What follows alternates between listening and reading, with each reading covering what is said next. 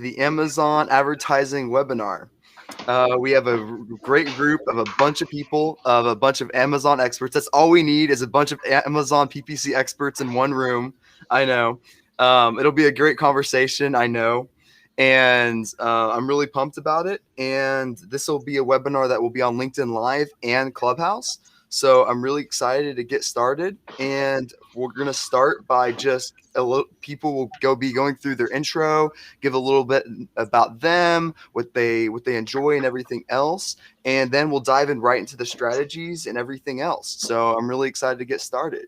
And Dustin, you want to start us off? Sure. I'll try to. Can you all hear me? All good? All right. I'll try to be as brief as possible about my background. My former life, I was a tennis professional, so I taught tennis for a long, long time. In 2014,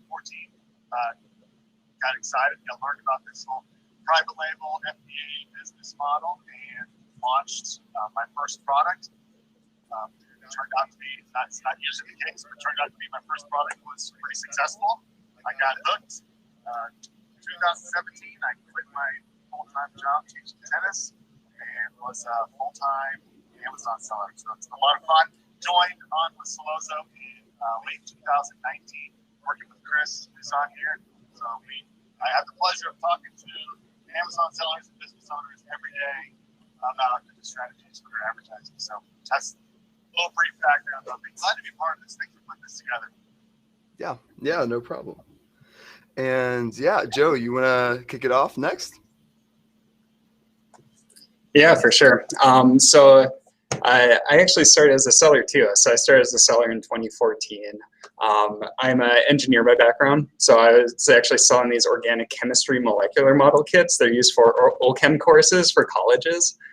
So that's how I got my taste into Amazon. And as I was going through that process as a seller, started looking at somebody to outsource my advertising to, and found that some of the tools that I had built, I was actually doing a lot compared to others that were out there. So I was kind of the birth of AdVance. So I co-own AdVance with Matt Wickland. So we specialize a lot in sponsored ads and DSP, utilizing both our proprietary tech and then our in-service in-house management. So for full ad management. That's great. That's great. And I know a lot of us did start off as sellers. So yeah, that's really great. Thank you for coming on, Joe. And Kris, you want to go next? Yeah, for sure. Thanks for putting this together. My name is Kris. I can't hear Kris. How about now? Good. Perfect. Cool. So again, my name is Kris. I am with Solozo. I started in this space as a seller around 2014, and then transitioned over to Solozo about 2 years ago now. But really love the advertising space. It's always moving. If we've learned anything over the last couple of even months or years, is that Amazon's always rolling out new stuff.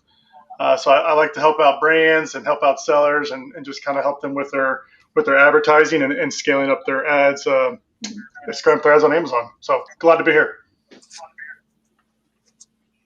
Yeah, thank you so much for coming on. And then we got the All-Star, Destaney. Love to hear it. Thank you for coming on. And what's a quick intro about you? Awesome. So my name is Dustin Wishon, and I am co-founder and CEO of Dwyer AMS.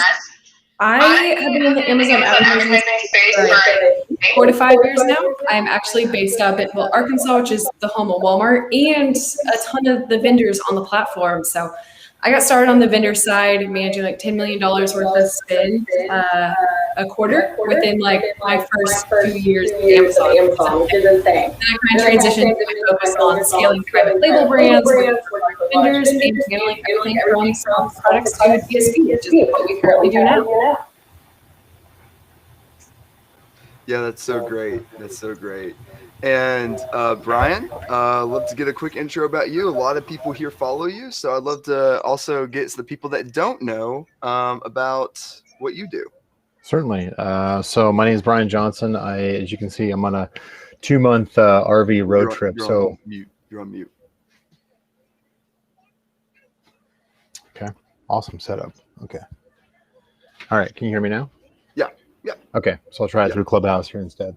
All right. So then, so my name is Brian Johnson. I'm currently on a 2-month road trip. So we're over in the Redwoods National Forest right now. So those are the redwoods behind us. So kind of interesting setup here. But so I've been in Amazon advertising space, marketing advertising for, at least 6 years now. Represent Canopy Management, our agency, as well as previous software and training programs. Just been blessed to have been able to help tens of thousands of brands on Amazon over the years. So glad to be here. Glad to contribute what I can. Yeah, thank you so much. Thank you so much. And our last intro, Keith, you want to give us a quick intro? Is that you? Yeah, so it's for so I started way back in 2015 selling as well, just learning arbitrage, trying to get out of my job. I worked at a nonprofit, moved my way through there, traveling around the world, and eventually companies to do that. I didn't really like the selling model, but I had the founded medical products where a small agency was always something that we're in Irish distributors, small Irish brands, Yeah, that's so great. That's so great. Thank you everyone for hopping on, and thank you all for all those intros. So starting out, just diving in and going into the first question, and a lot of Amazon sellers are wondering what the best ad type to start out as. Like, what would you typically recommend a person that is coming in and selling to get the best return on investment, the best ACoS, and get the most scalability out of that ads? Is it sponsored brand, product ad, display ads, video ads? What ad strategies and types do you typically see that tend to work the best? And that's where a lot of sellers try to find value in their advertising. And it's where a lot of questions come up on. So I guess starting out with Dustin, where do you typically see the best ACoS on what ad type that there is? Yeah, that's a question that we get all the time as well, and I'm excited to hear everybody's opinion on this, where we go. But I mean, if you're talking about a brand new seller launching a new product, I feel like a big mistake that sellers make early on is they go way too wide in their approach, and they're spending a ton of money on all these different ad types, and they're not laser focused on ranking, which is what you should be doing. And I feel like if you focus early on, and it depends on your budget, but sponsor product, you're trying to rank for your main keywords, is I would do sponsor product advertising on your laser focus on your main keywords you want to rank for, and spend all your money there. Once you've ranked and you're generating organic sales, that's when you can start expanding and doing a lot of other things. The only caveat to that might be sponsor brand video right off the bat, just because their conversions are so good right now, and it's still not as competitive as everything else. It's getting that way, but that's, to me, is really important. I think a lot of people will listen to a lot of different strategies, and they're employing strategies that are really complex and spend a lot of money testing, and they're not spending all their money early on in ranking, and that can lead to frustration. Yeah, I totally agree. I totally agree on that. Does anyone have anything to add on to that? Really to see what other types of strategies to basically do for someone that's starting out in advertising? Well, I'd be happy to hop in there. Yeah, so I definitely agree with what Dustin said too. You want to start with very relevant, highly targeted keywords, especially if you're just getting started on Amazon. So the key focus from the start as you're trying to launch a product is, 1, to get organically ranked, and 2, to really start to build up on that social proof for your listing, meaning getting sales, getting that sales history, and then getting reviews. So sponsored products is a great spot to start. Really targeting top of search campaigns, which tend to convert about twice as well as the typical ad. that's a great spot to go, just because it does give a lot of great flags to Amazon that, hey, somebody typed in this search, my product's highly relevant, let's increase the organic ranking. And then I also love the call out to sponsor brands video too. If you're just looking at conversion rates, these tend to convert. We see on average about 15% for conversion rate compared to the 10 to 11% overall average for different ad types. And then sponsor brands top of search can be like 19, 20%. So if you want to hit the highest converting ad placements first, sponsor brands, video, sponsor products, top of search are great spots to go. And then as you start building that traffic, then you can start branching out into the other ad types too. So definitely stay highly relevant, really be aggressive on those initial search terms, drive that initial sales traffic, get those initial reviews, and then you can build on that momentum that you've established. Yeah, I think that's really great. I think that's a really great strategy to pursue.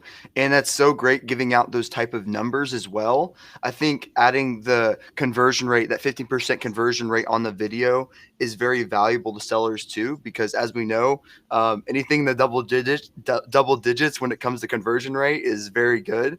So there's definitely lots of opportunity when it comes to sponsored video ads. While we're on that subject, what do you typically see that works? What are the typical elements that work best in sponsored video ads? Is it trying to get those great scroll stoppers? Is it showing the brand name? What have you typically seen that works the best? And let's go with Destaney. What do you typically see that works best in the sponsored video ads? Yeah, so that is a great question. There's quite a few things that have made a really big difference for us. One is, of course, having a strong opening scene. So you're really trying to stop a consumer from scrolling down the page and viewing your commercial. Not relying on audio is a big aspect because audio does not autoplay. Not, opening with strong brand presence unless you are, a Nestle or one of those brands that absolutely dominates and people understand who their brand is. We've seen, product specific does really well because as of right now, sponsored brand ads are driving to a single ASIN landing page. Now, in the future, it's expected that's going to be driving to a store page or multiple ASIN landing page, which means you can make videography that covers all of your ASINs within that category. But for right now, single ASIN tends to do incredibly well. But at the end of the day, I think the part that people get most tripped up on is that sponsored brands video is still just keyword targeting and bid optimization. So that's really what's going to make the biggest difference. We've seen Amazon's terrible slideshow, videos have the exact same click-through rate as professional videography within campaigns. So if you're trying to get videos out at scale, reach out to your rep or just put a slideshow together and get them up and running. One other thing I'll add is my favorite aspect of video and search is it is still a PPC model. So that means you're only getting charged when someone clicks on your ad. So we use it to move up the funnel. So we're going to target incredibly broad keywords, knowing that if a customer scrolls down, watches my commercial, and then clicks, they probably have really high intent and interest. So it's kind of a good way to move up the funnel and target things that may be more competitive with sponsored products and sponsored brands. Yeah, and that's incredibly valuable there. And before we move off with that subject, does anyone that was incredibly valuable? Does anyone else have any additions to that when it comes to having great sponsored video ads? Brian.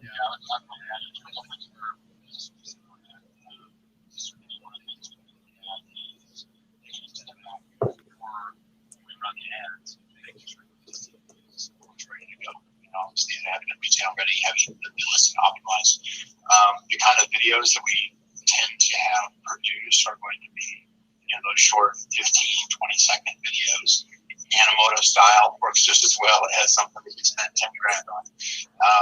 But making sure that you're leading with lifestyle images and just pointing out the benefits right up front. Don't worry, don't be pushing pushing features down the throat or product pictures down the throat of a shopper. You're grabbing their attention initially because it has its motion to it. It's going to draw the eye of a shopper in a search result first, based on our studies. And then if you keep it short, staying focused primarily just on the like the top 2 or 3 benefits. What's in it for me if I buy your product in that 15-second video? Then you can start split testing a bunch of different variations on that video. It's a great way of grabbing somebody's attention and differentiating your product from a pool of similar looking products. And you brought up a great point, Brian, when it comes to split testing videos. Like, I see a lot of sellers that just bring up and put their first video up, and they're not cutting up those videos and split testing those first 3 seconds. Because as we know, 60% of those people are going to only view the first 3 seconds. And if you're not split testing the beginning of your videos, you're going to have a lot of drop off, and you won't have those fully optimized video ads that are so critical, because as we know, they have very high conversion rates. So if you're constantly split testing all these different ads and these video ads, you're going to have a higher chance of success with them. So you're totally right when it comes to split testing. I think that's really important for sellers to do there.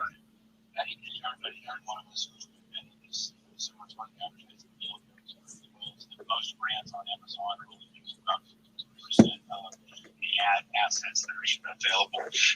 So I think from our approach, I don't know, maybe I'm the only one on this, but I would recommend anybody who is starting out, for most brands selling on Amazon, just getting something out in the first place, whether that's your first automatic ad, your first keyword ad, or your first Animoto 15-second video ad. Just get that one out. Don't overcomplicate it. Just get something out. Make it ugly. Just get it out there is going to be our preference over than just trying to get it perfect, get it right. Right? You know, we've been studying. We could talk your ear off for days. You know, as far as the technical detail of every little thing and how to optimize every little thing. That's obviously why we're in the agency and software side of the business. But the first call to action, really, for anybody who hasn't gotten something up, just get one thing up today. Just one. Just do it. Something I'll say with that is video's been out for over a year. Like, that's insane. We've all been preaching on it. It was one of the most exciting updates. And a lot of the bigger brands that we worked with initially didn't want to budget, you know, what it would take to have a professional video that matches up with shopper marketing, matches up with legal for single ASINs. It wasn't that scalable for large brands with over 500 SKUs, and it was only winning one placement on the page, which was middle of search. So all of our smaller brands that had the opportunity to get in and get it up and running, even if it wasn't fantastic, saw ridiculously cheap CPCs and really high conversion rates because they're first mover advantage, and they're still doing well. Now, you know, we're seeing a little bit more placements with bottom of search of page 2, page 3, and page 4, but ad inventory is still pretty limited. So it's been over a year. Get those videos up and running. We have proven results. Yes, your CPCs are going to be more expensive because you're a late mover. But at the end of the day, it's not anything Amazon's going to do away with. They're going to open it up to more platforms, more availability, and it's going to be scalable. So it's been a year. Let's go. And I also want to bring that up, that it's so important as Amazon sellers and being able to react really fast to Amazon's changes. Like, it's so important not to try to be perfect in every single way, because then you're going to be really slow. You're going to be able to react very, very slow to all these changes. But as soon as you start reacting fast and be able to change very quickly, change your strategies, then you're going to be able to react faster on Amazon and take advantage of those low PPCs, of those low costs that come up if you can test them and just react quickly with them. So it's so vital to every Amazon strategy to always react fast and not try to make everything perfect every single time, because we know it's not. What's trending, what most people are using. There's lots of product keyword ads. Everybody's got access to it. It's heavily used. A lot of people are focused on a exact match keyword, for instance. We look at those kind of trends, that kind of like massive use by most brands, and we try to do the opposite for that exact reason. We're trying to get the most UGC, the exclusivity, and just try to go against the grain. Yeah, and just to build on what Brian was saying too, I mean, for any of these new features that we see launch, you can always see that trend where CPC starts low. And then over time, as more people adopt it, then it starts working its way back up to the average. So we saw that with placement adjustments for sponsored products. We saw that for sponsored brand video. We saw that for sponsored display product targeting. We're seeing the same thing for DSP right now. I feel like that's kind of like the next frontier that a lot of sellers are pushing into. So that's a key piece where we're seeing some great returns right now and some underutilized ad placements. But for each of these ad types, just exactly like you guys are saying, if you can get in early, that's where you're going to get the best returns. Don't be afraid to test, try it out. It's not going to be perfect, but just jump in. You're going to tend to see some great results. Yeah, well said, Joe. Yeah, I totally agree. And also, Kris, with this question, when you're using product collection ads or any other type of ads, what do you typically see performs the best? Product targeting or keyword targeting? Because as we know, we can target products by themselves, but what typically tends to perform the best? Product targeting or keyword targeting? What do you see that?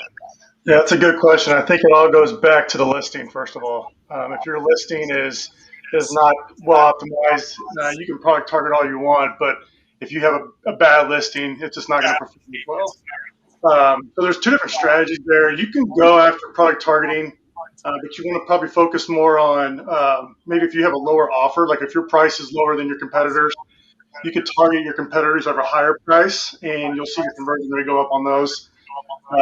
I personally like keyword targeting because that's what's going to drive rank.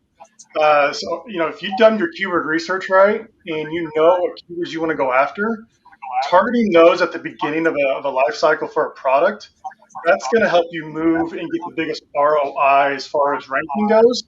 As you start to get reviews and as you start to achieve more ranking, that's when you can go and kind of segment that out and do product targeting and find your competitors and just try to snipe some sales away from them. But you got to make sure you have a good listing. You got to make sure you have the number of reviews. There's got to be, you got to have some type of social proof. And you got to have a really good offer. Your price has got to be competitive. Without those three things, it's going to be really hard to scale product targeting. So starting out, keywords are probably going to be the best bet. And then as you start to get more sales and get better social proof, product targeting would be my transition. So I would focus more on keyword targeting before I would go to product targeting to start out. Yeah, that's so great. And I think that'll add a lot of value. And Keith, with this question, with sponsored display, what do you typically see works the best? Like adding on to the previous question, product targeting or view remarketing? Like there's a lot of different strategies you can use with views remarketing or product targeting, but with sponsored display, what do you typically see works the best? And what are some strategies that you can use when it comes to using either product targeting or view remarketing on the sponsored display ads? Unfortunately, you picked the wrong person for this question. Our clients don't usually have budgets big enough to expand the sponsored display in that kind of way, so I don't have as much experience. Yeah, no worries. Who wants to add on to that? Who has the most experience with sponsored display? I'll hop in real quick. So one thing we've seen, sponsored display is not really new. Product display ads have been out since 2017. So we typically always recommend starting low funnel product targeting. Just like product targeting and all the other ad types, you have a lot of control over it. You can refine, you have control over your bids per product. Very similar to keyword targeting, does really well, especially if you have any type of competitive advantage. You also have the ability to write copy. Even if you don't have a price point competitive advantage, you can use your copy to really fill out what you have in terms of color, longevity, whatever you may have, you can write that within your, copy. So sponsored display product targeting is typically where we start. Sponsored display category targeting is absolutely amazing because it's data collection. Just like running an auto campaign, you can really collect really fantastic data, especially when categories are much more precise. Now, as you go into audience targeting, this is Amazon allowing us to dip our toes into some DSP type, targeting. So you're moving up the funnel. Your goals need to be a little bit different. My main issue with remarketing is we don't have any control over the window. It's a 30-day look-back window. Amazon is negating anyone who purchased. So if you have a consumable or replenishable, it's probably, it's going to still remarket anyone who viewed your listing but didn't purchase, but it's not near the control we have on DSP, which Brian will be able to dive into really well. but it's just much more top of the funnel. And then as you look at, views remarketing for competitor products, it's not negating anyone who purchased. So if you have a high ticket item and you're remarketing someone who already purchased your competitor, they're not going to purchase your product as well, potentially, especially if it's something that someone only buys once. So the lack of control makes the audience targeting on sponsored display not near as fantastic as DSP. But as with anything Amazon releases, don't start it and then give up on it when results are terrible. Amazon's going to get better. They're going to allow us to refine targeting more. Their AI is going to optimize. So it's going to get better. But as for right now, I always recommend product targeting, category targeting, audience, views, interest searches, and then look at your remarketing and prospecting campaigns. But yeah. Yeah, that's really great. That's really great. And also, just to let you guys know, if you want to pull to refresh and follow these amazing speakers, that would be highly appreciated. And then we'll move on to the next question. So Keith, with sponsored products, what bid level do you typically use? Do you use typically dynamic up and down? When you're going for those top of search, do you go for dynamic up and down, dynamic down? I know a lot of advertisers have different opinions on this, but what do you typically use to have the best results when it comes to what bid level to use? So with dynamic up and down, I generally try to stay away from it, especially if the client has a low budget, not a lot of spend. So we can't really make those same kind of mistakes. So if we know what we're targeting and we want more control over it, then we'll go with fixed. If the budget's really a problem, and this is kind of something that we're expanding into, then we'll go with dynamic down and see where the data goes and maybe change them over time. Does anyone have any other, I'm curious, does anyone have any other opinions on when it comes to what bid levels to use? There are multiple strategies, and many work, and we all have our different styles to these. One of the things that we certainly focus on when it comes to things like manual keyword ads, for instance, is when it comes to the campaign bidding strategies. When we first launched a campaign, we'll start out with a fixed bid, simply just to subvert or get around the ad auction depressing the starting bid because it doesn't trust the campaign. That's usually only an issue the first couple of weeks, and then we'll switch over to either down only, or we will test up and down to kind of just do a quick test to see, okay, is Amazon now bidding, adjusting my bid higher than my default bid, therefore should indicate trust, or is it still reducing my bid, indicating that it still distrusts the campaign? So, fixed bid to start out, and then transition to either down only or up or down. Yeah, and just to add on that, so Brian, I love that perspective on the fixed bid to start too, just because your initial conversion rates may not be that good, but you're trying to aggressively rank for those keywords, and as you build up that social proof, you're going to rank more, your conversion rate's going to go up, relevancy improves, and you don't want those bids to get depressed over that time period. So, yep, definitely agree with what Brian had to say there. And then just one other word of caution too. So if you're using dynamic up and down bidding, and you're also using placement adjustments. So one thing that can happen is, say I have a keyword and Amazon thinks I'm going to convert really well for it. I've got an initial bid of $1. Amazon can now flex that up to $2. And say I also have 100% bid adjustment for top of search. Now, instead of that $1 bid, I can actually be paying, it flexes up to $2, and now it doubles it for top of search. I can actually be paying $4 per click for that top of search because I have dynamic up and down multiplied by the placement adjustments. So we tend to not use dynamic up and down except in very specific situations, just due to that fact. You lose control, and you can also get this multiplier effect where you can have extremely high bids, especially if using placement adjustments too. So just a word for warning, if you do use dynamic up and down, watch the placement adjustments because they can build on each other. Does anyone else have any other opinions on bid levels and strategies? Or do we cover them all?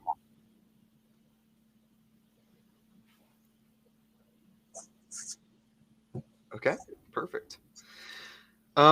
So also when it comes to what do a lot of sellers have very, like, we all know Amazon is extremely competitive now. And sometimes it's so competitive that Amazon refuses to spend money, even though we're giving it the budget and bid levels to spend that money. And what do you typically do? What are the next steps that you take when Amazon refuses to spend money in a campaign? And even though when you set the budget to high, you put the bid levels high, what are the next steps that you guys take when it comes to having strategies to make sure Amazon spends it to give you the chance to start getting sales when it comes to sponsored ads? And this is, anyone can jump in here. Yeah. I want to hear Brian's opinion on quality score and relevancy, but I'll say the number one misconception I see across brands is their bid's actually not high enough. They don't realize how competitive Amazon is. If you have a relevant keyword and you're not getting impressions, I would almost bet money if you raise your bid to $49 for a few hours, you will typically start getting impressions. People just don't think it's possible to bid that high. And we have bid that high many times in the supplement category, and people are willing to bid that high. So beyond that, if you're not, winning impressions because your bid's not high enough and you test that and you're still not getting impressions, the secondary thing I typically see is your relevancy isn't near as relevant as what you think it is. But at the end of the day, if you bid high enough, you typically get impressions on relevant keywords. But I would like to hear Brian's opinion on quality score and things like that. Yeah, I don't want to get into like the mechanics of ad auction. Glad to take that offline for that discussion. But Dusty is absolutely correct on that. Is that absolutely, relevance is usually the first issue. I would probably get on a soapbox saying that you need to do listing optimization before you even do advertising. But when it comes to the ad auction and campaign quality scores and how the ad auction behaves with bidding, a lot of people are still of the belief it's like the bid leads the ad auction when in fact it trails the ad auction. And so based off of the trust of the campaign, Amazon will essentially score your campaigns as well as your relevance, your targeting, in order to, and history obviously of those campaigns. And then they'll use that as a multiple against your bid. What that means is what Dustin was saying as far as the $49 bid essentially overrides a poor quality score of your campaign. So when Amazon seller support is telling you that you're not bidding high enough, I'll ignore all the other crazy stuff that they'll suggest, but if you're not bidding high enough, essentially what they're saying is you can override poor campaign trust and quality score and relevance by just way overbidding, and that's going to do a multiple times essentially the quality score that you have in order to override that. Ultimately, if you want to be competitive, you want to use CPC down, if you actually want to have your ad shown consistently, focus first on relevance, and then follow that with relevance. Yeah, that's so great. Does anyone want to add on to that? What Brian said?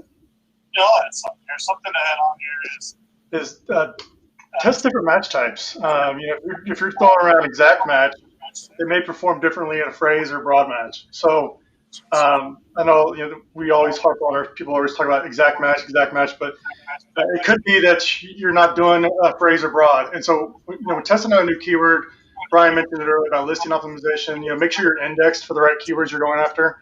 And then also, I would test different match types. Just because you tested an exact match and you didn't get impressions, maybe you should test phrase or broad. So, be open to testing different match types at the beginning, especially with a new keyword. Yeah, that's something that we've been testing for the last 6 months. Is again, when we look at trends, we look to see where are most brands focused in on kind of what we would hope that the general community would hear what we say, because we do this every single day. We've done millions, $100 million, even $1 billion in sales on Amazon over the years. And so we actually do know what we're talking about. But the problem is that we've been teaching so much currently. It's like, okay, focus on these specific strategies, and strategies do change over time.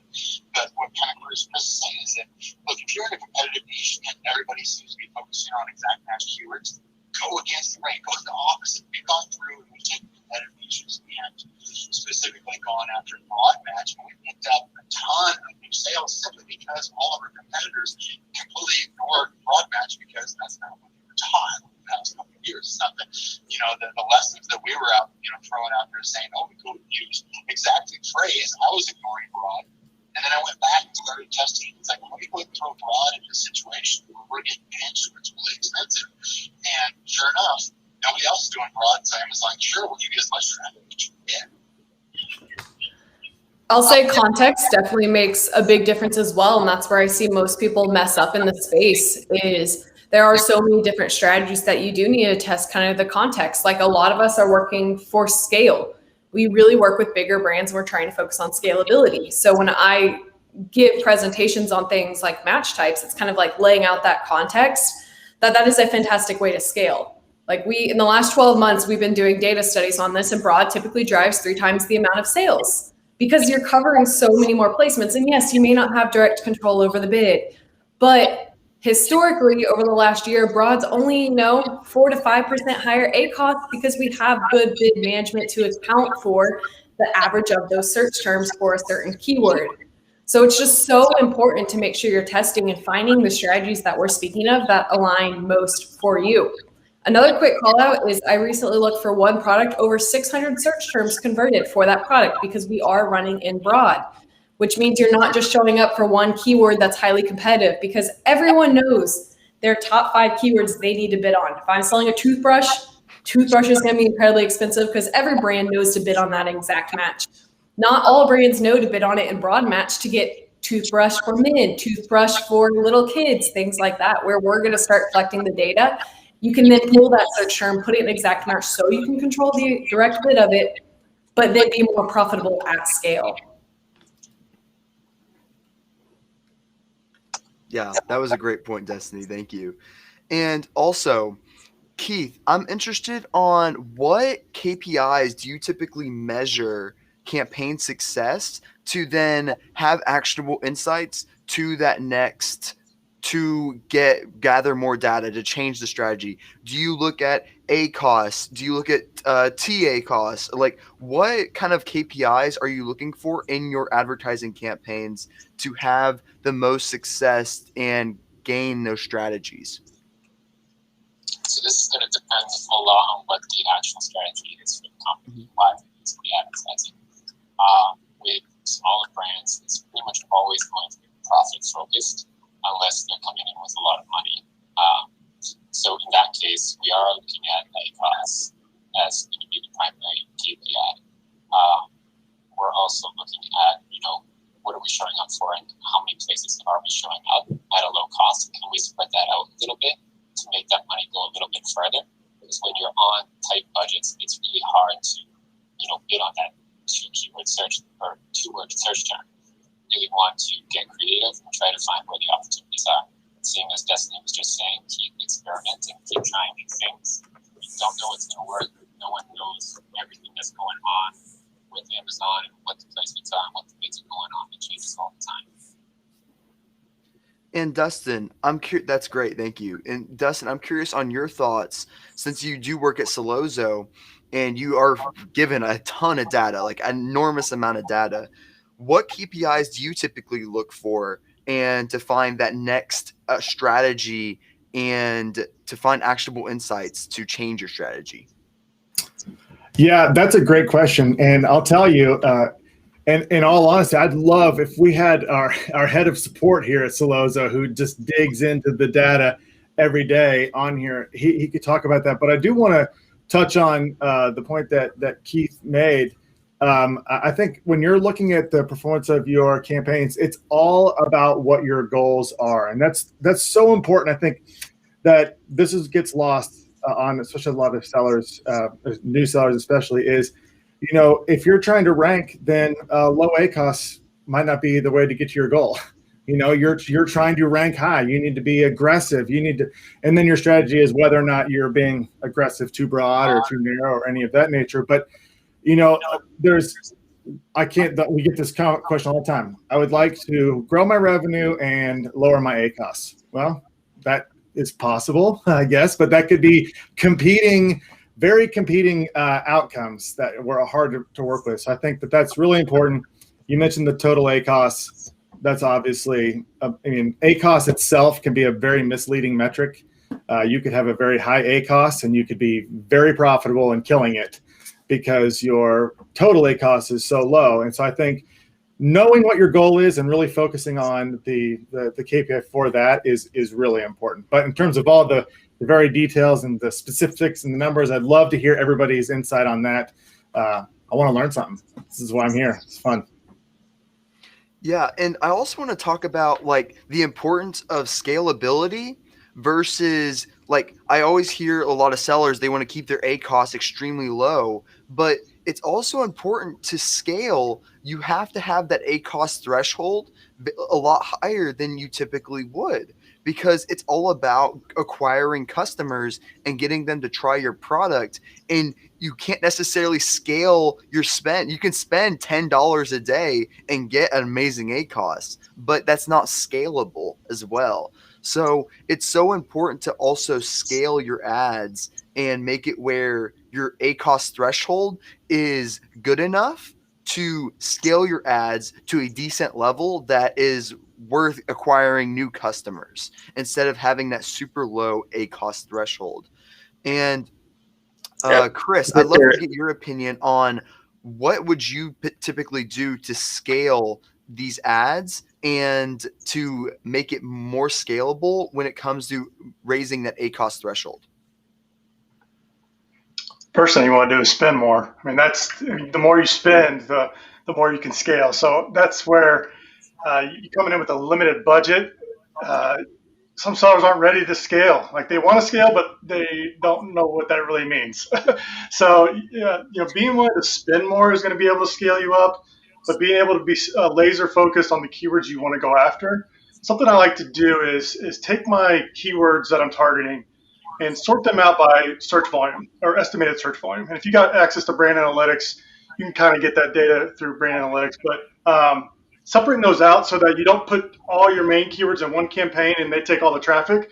Put those in separate campaigns, and then you can kind of control where your spend is going within those 3 campaigns. So, if you want to scale, maybe taking your best keywords and putting those in a separate campaign to allow them to have their own budget and their own ACoS goal. Those are keywords you're going to want to rank for. So you can put all your budget on those and continue to drive up bids and get a lot of sales through that. That's going to give you the best ranking. And then you can have another campaign where like you got your long tail keywords, kind of keywords that don't get a lot of traffic, but you still want to have bids on them, but they're not going to get as much traffic as your other keywords. So if there's one thing I would do to scale, it would be to take my best keywords, and what I mean by that, like the highest searched keywords, put those in a separate campaign, have aggressive bids, and then let your other ones kind of mine out some other keywords and just kind of separate those out as you get more traction. But spending more, that's going to be your quickest way to scale. And does anyone have any other strategies when it comes to scaling ads effectively to gain those extra customers and scale the ads with the ACoS as well? Well, one piece that I'll just add to is when we're looking at overall metrics and goals for advertising, just keeping in mind that Amazon advertising is just one small piece of your overall seller profile and what you're really trying to do with your business. Amazon's constantly releasing like new metrics along with the different features that we can utilize. So one cool one that they've just released is actually new to brand metrics for sponsored display. It's been rolled out for audiences and now has been rolled out for product targeting. Hopefully we start seeing the reports come in through the advertising console soon. Where this can really come into play is, say, if you sell like supplements that are consumables and you have repeat purchases, just notice that ACoS is just a measure of the sales you get when somebody clicks on your ad, but it's not necessarily the lifetime value of your new customer that you brought into.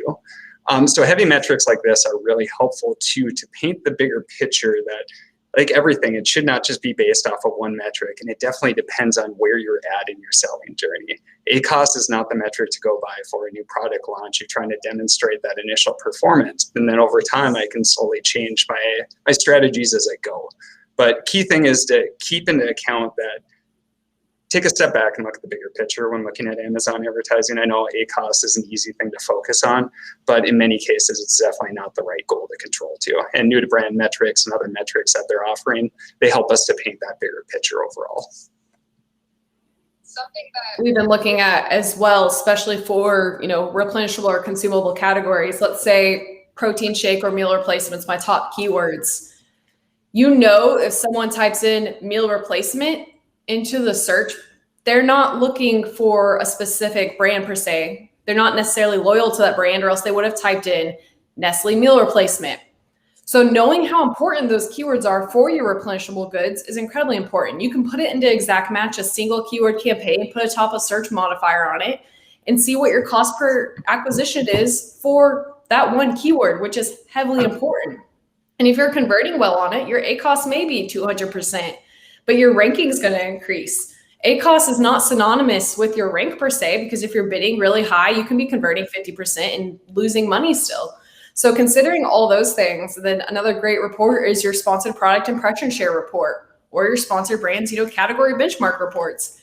We use the impression share report for all of our larger brands who are in retail. And if someone's paying for an end cap in the store, they might as well take that money and pay for Amazon ads. Because an end cap is, showing your product to everyone walking by who may be headed to the toy aisle. But a search term is exactly what a customer is typing in to buy your product. And being able to explain that and change the perception around it is so valuable for your Amazon advertising, because you can then justify bidding a certain way or spending as much on a certain keyword because of the Amazon flywheel. You spend more money, you convert more, people, increase your rank, people leave more reviews, and in the long run, that's what we're going after. And I think the majority of us on the stage really go for that long-term growth, brand awareness, and we're not looking for quick wins from a 5% ACoS and then have the brand die in a year. It's all about knowing your long-term goals. Yeah, that's so important. Go ahead. Add on to that. I'd like to do is something really simple to do is just start with an auto campaign and run it for 2 weeks and see where you're getting your clicks from or your sales from. Download your search term report after 2 weeks, see how many sales you get, and sort it by sales, and just take those top 10 keywords. And Destiny mentioned like a single keyword campaign. Put those in each one of those campaigns, and you can start scaling up those keywords pretty quickly. But using an auto campaign to find search terms that customers are typing in and buying your product from, you may find some search terms that you're not bidding on, that no one's really going after. So taking those, because you've already gotten sales on it. So let's say you get more than 4 sales on a search term. Put those in a single keyword campaign, throw a top of search multiplier on them, start with an aggressive bid, and now you're going to scale up those keywords because it's already been proven in an auto campaign. So I'm a fan of an auto campaign short term for getting data. I haven't really seen them perform better as far as ACoS goes in the long term, but to gather data, start with an auto campaign, run it for a couple of weeks, download the search term report, and get some data through there.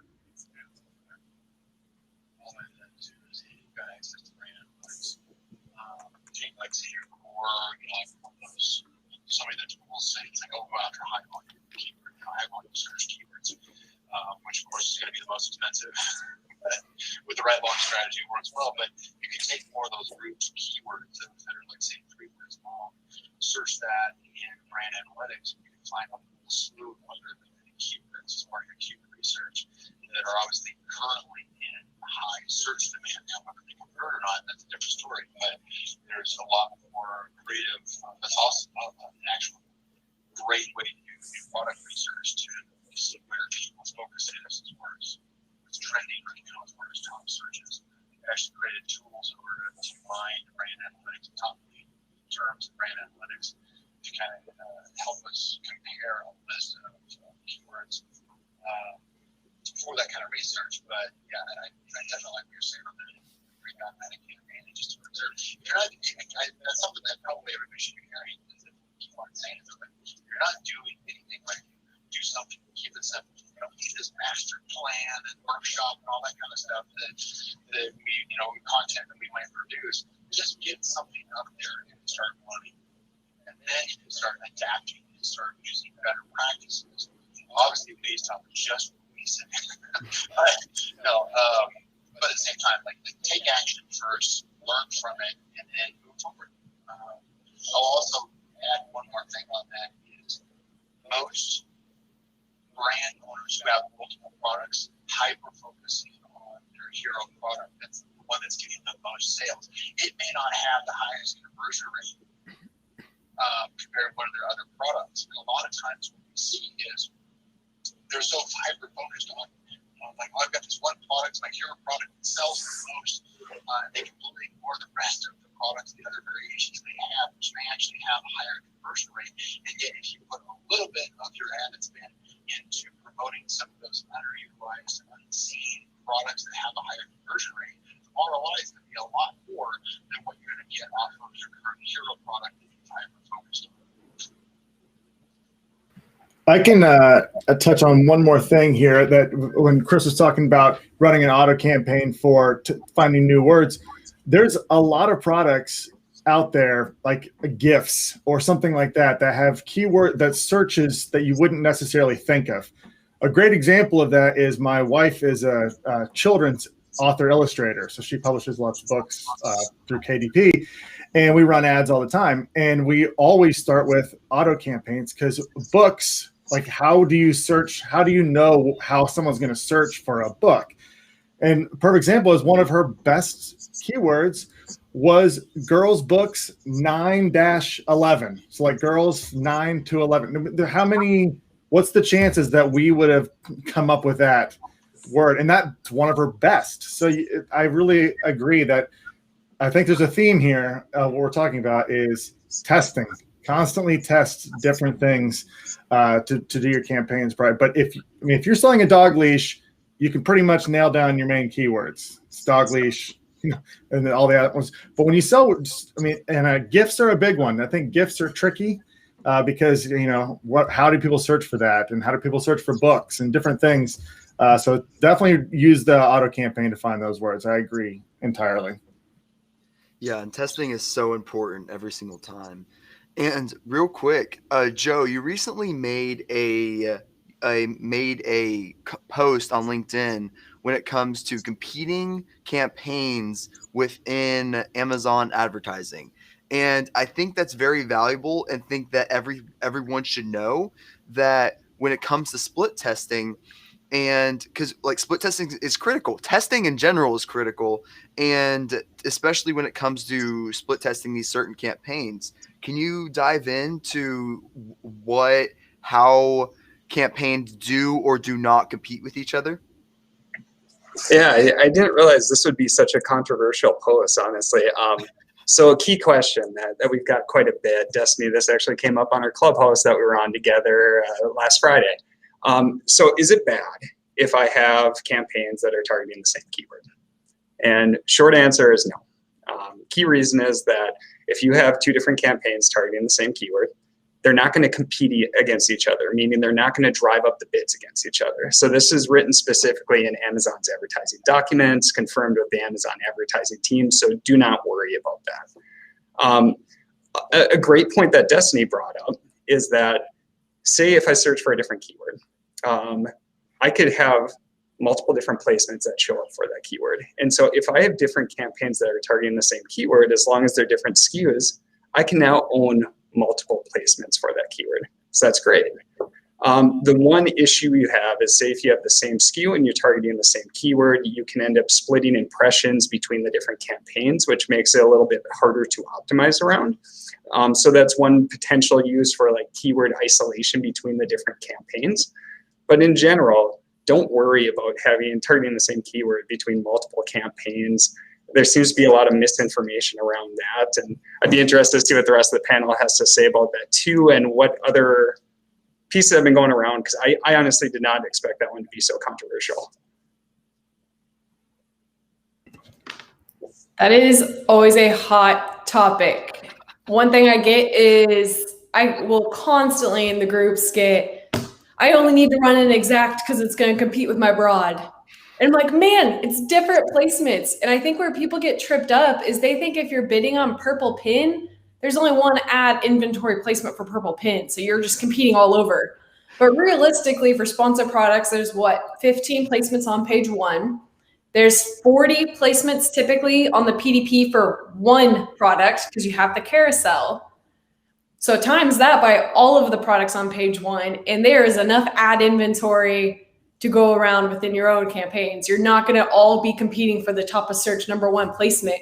We've actually tested this with having the same keyword in exact match with different bids. And if I'm bidding $20, I'm probably going to show up top of search page 1. If I'm bidding 27 cents for that exact same keyword, there's a good chance I'm going to be showing up on page 5 because it's, not very competitive, which is going to completely change my conversion rate because I'm going to be competing against different players, but you're not going to directly compete. If anything, you're working at scaling and finding those, sweet spots for your best placements based off your conversion rates. Yeah, that's great. Does anyone else have to add on to competing campaigns in split testing? Okay, great. And, oh yeah. And Keith, you wanted to say something before, but I interrupted. Do you remember what you were going to say? I do, yeah. It's just to think about in terms of like when you're setting up these campaigns and trying to think about how much time you actually have to go in order to manage the activity yourself. And consistency is really going to be the best predictor of results in your ability to convert. Small business owners that campaigns probably have a lot of fires to fight and their ability to show up all the time. It's just going to cause the cost of the ads to go up. Yeah, I totally agree. And I think that's a great point. And I also wanted to bring up, what do you guys see as the most effective way to advertise against your competition?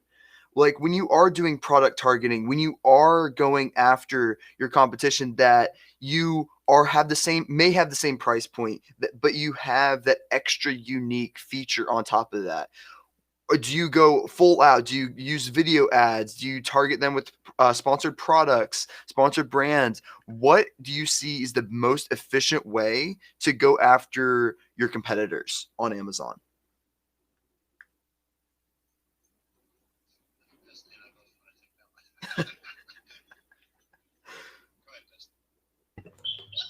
I was really excited for your response. I think we're very, very similar in this aspect.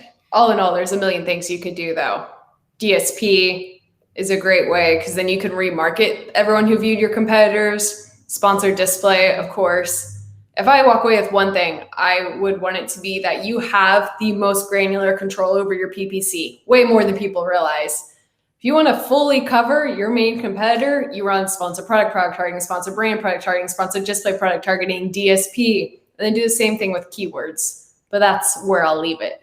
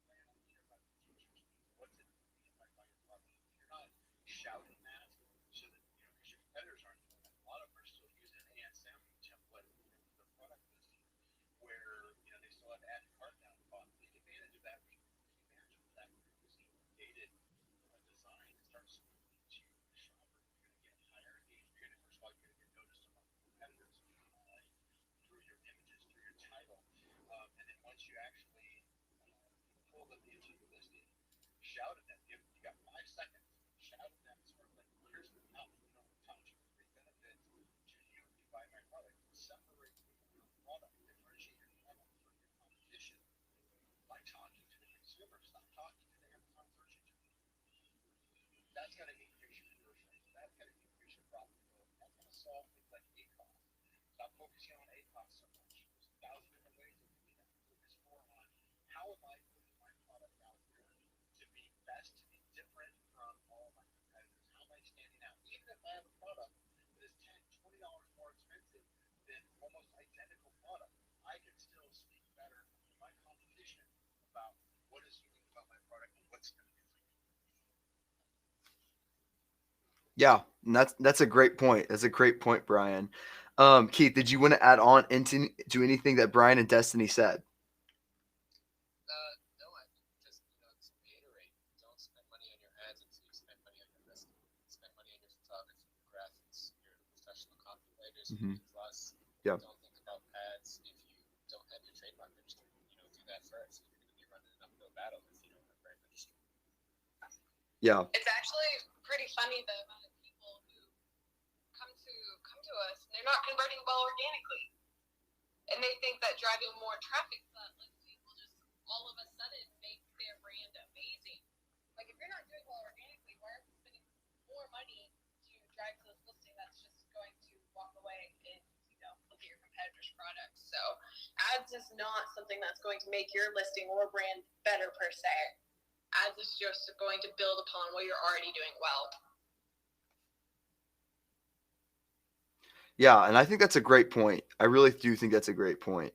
And also, when you guys are doing research and when you're doing your keyword research and setting up these new campaigns, these conquesting campaigns and everything else, what process do you guys go through to get the best keywords, or at least get the best test and amount of keywords to set up these new conquesting campaigns to have the most campaign success? What is that minimum threshold of keywords that most campaigns should have? And what is the process you go through to get those new keywords in your campaign?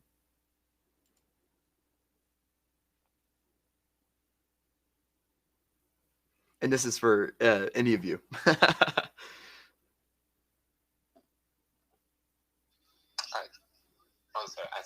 I think again, this depends on your positioning of the product. Think about how you design the product to convert first, and then focus on what those keywords are. Then think about your budget, and your time that you can spend. How complex can you make your ad campaigns? Can you launch hundreds of ad campaigns and realistically manage those? If you can't, then maybe you have to put multiple keywords in ad groups, even if that may not be the most optimal way to do it. If it's easier for you to manage it that way, that might be the way to go. Yeah, and also if you guys can unmute on Restream as well, so the LinkedIn audience can hear you guys as well. That's amazing. Yeah, what I was thinking I was doing here, I thought I was trying to help it by not creating echo with a bunch of background, noise and echo and that kind of stuff. But I wasn't aware that I don't know how many people we have on LinkedIn, one or two people, couldn't hear us this whole time. So that's good to know. Thank you. Yeah, definitely. And just through the keyword process, do you guys have anything else to add what Keith said when it comes to the keyword research process to finding better keywords for your campaigns? I'll hop in. In general, there's over 30 different strategies you can run per product. I mean, Brian Johnson said it perfectly earlier. Everyone's running 15% of what's actually applicable. Now, if you're a single brand owner and you're doing a million other things, you don't need to set up all these campaigns because you're not going to be able to optimize them appropriately. But in order to truly take advantage of what's possible on Amazon ads, you have sponsored product keyword targeting, which can then be broken out against ranking keywords, competitor keywords, long-term search terms, category terms. You could look at different things like you have meal replacement, you may want to move into pre-workout, things like that, knowing it's more broad, more about brand awareness, moving up the funnel. You then have auto campaigns, 4 different targeting types across all of your auto campaigns if you're running them appropriately. You have product targeting, which is category targeting, and then product targeting, and then refined product targeting across price point, interest, reviews, all these different things. Then you have sponsor brands, which is the same thing times 10, because then you have store spotlight, landing pages, sub pages, video, and search, and then breaking out all of those different keyword product targeting techniques. That's at least 30 different strategies you can run with sponsor brands and sponsor brands video. And then you have sponsored display, which is the same thing again, but in different placements.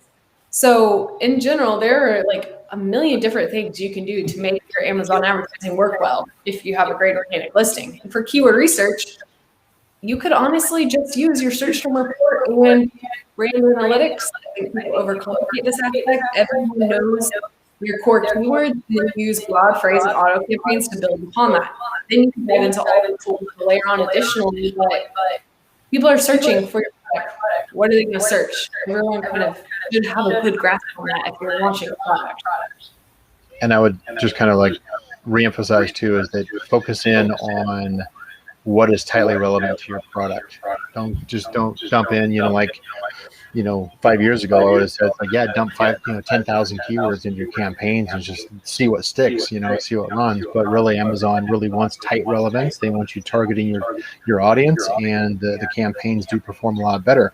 Don't simply just use a keyword research tools that says, hey, go after this keyword because it has high search volume. Is it bringing up your specific product?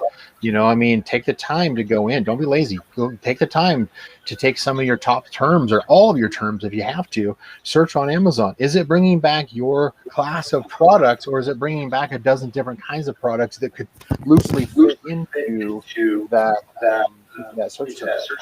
Focus on the very tightly relevant keywords and keywords.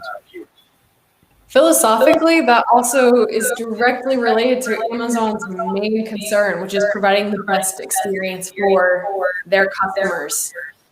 If they're typing in something and they see ads that are completely not relevant and the click-through rate's absolutely terrible, Amazon's not going to want to continue showing that ad because it's going to provide a bad experience to the shopper.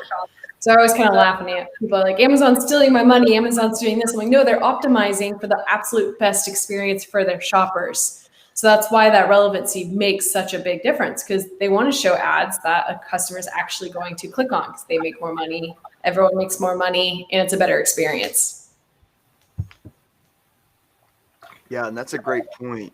And also to add on to Brian's point, when it comes to having Brian, you talked about relevancy and what's more important?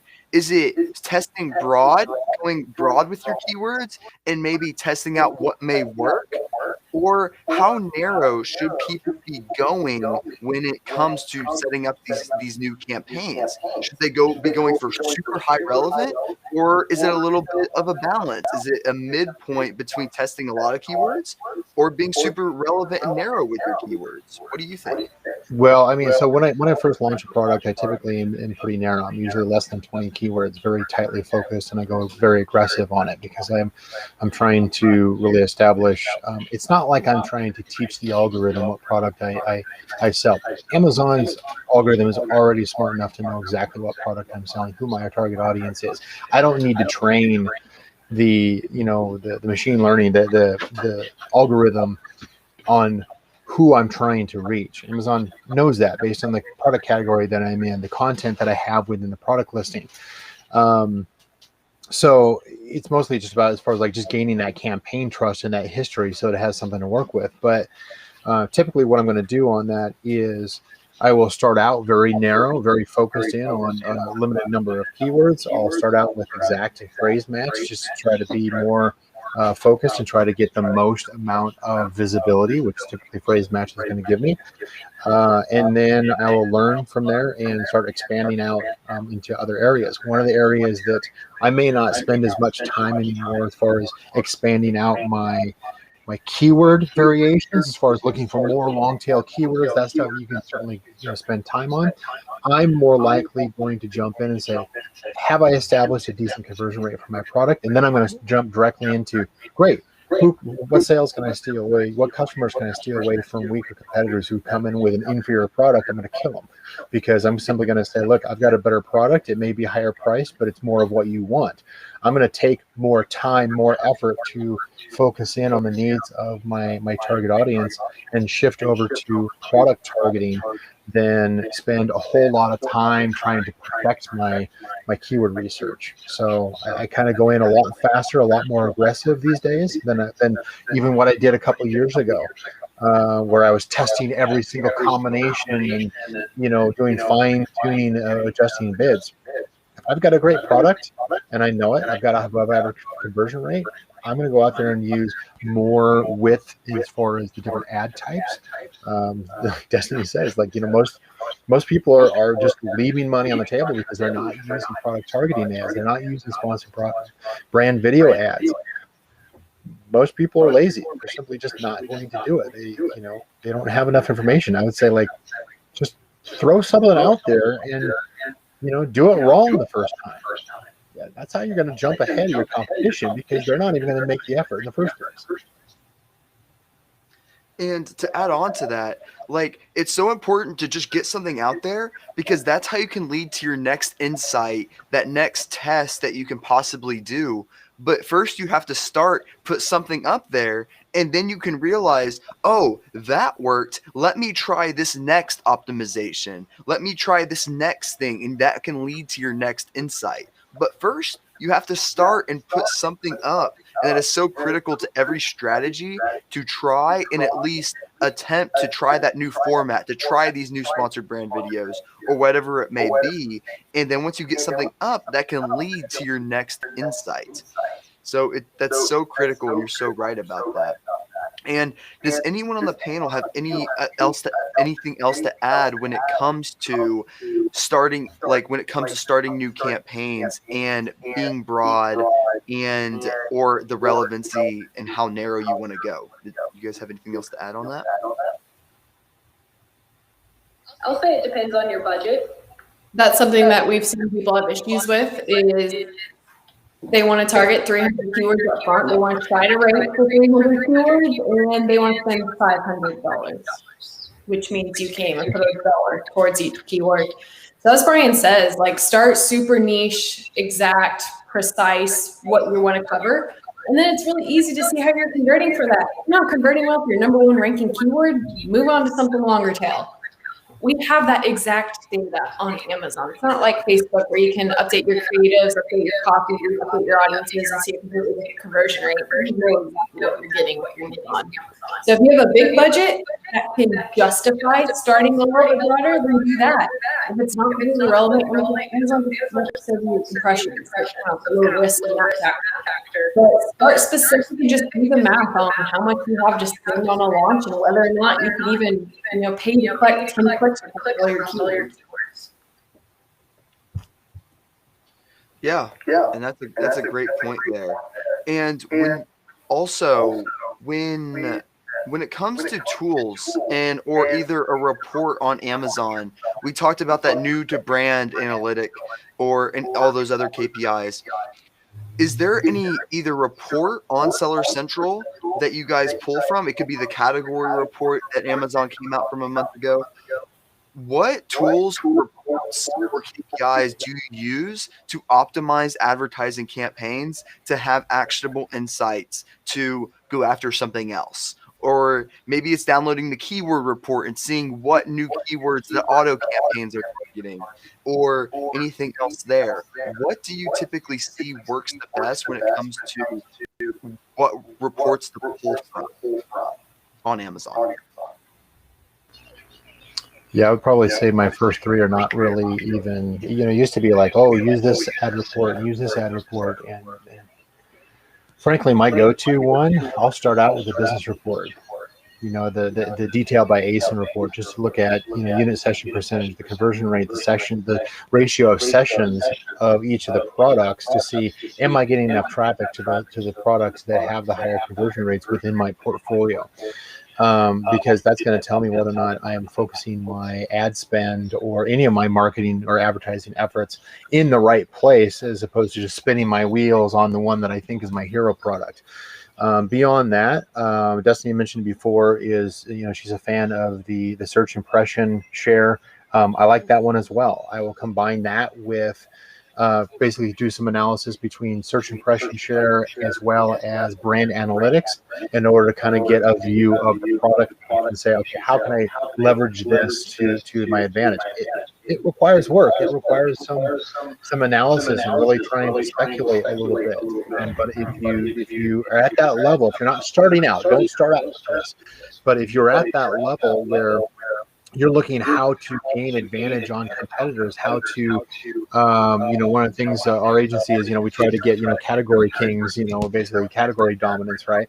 If you're at that kind of a level where you need that kind of level of analytics, each one of us can provide that type of those kind of resources to really provide insights as far as how do we leverage the strengths and the weaknesses within a product niche in order to maximize your growth, your market share, and certainly your profitability, including your advertising.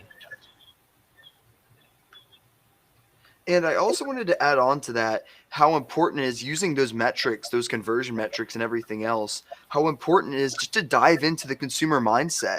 Like really dive into your product page. Like if you clicked on, you have to dive into, like, let's say you put in a keyword and you say, if I were a customer searching this particular keyword, would I buy this product?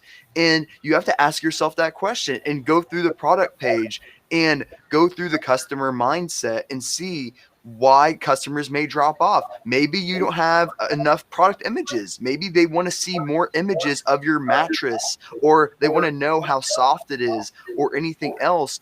And you have to really dive into what the customer is thinking, so that way you can align those customer expectations to have that higher conversion rate. So it's really important when you are doing your keyword research to really dive in and understand how the customer thinks and align with expectations and change your bullet points, change your images, and change everything else, so that way that customer can understand exactly what they are getting, and you eliminate all the question and drop off that could happen within your product. So it's so critical that everyone is aligning and diving into what the customers think, especially when you're doing keyword research. Like you must, like, it's so important to search the keyword on Amazon and see what your other competitors are doing. Are your competitors naming and titling all everything that they have after that one keyword? Maybe that's the strategy to go after. So it's so critical when you're doing your keyword research to dive in what the customer is going to look at, because as you know, we're Amazon sellers. We're always in the back end. We're always looking at the nasty UI that Amazon provides us.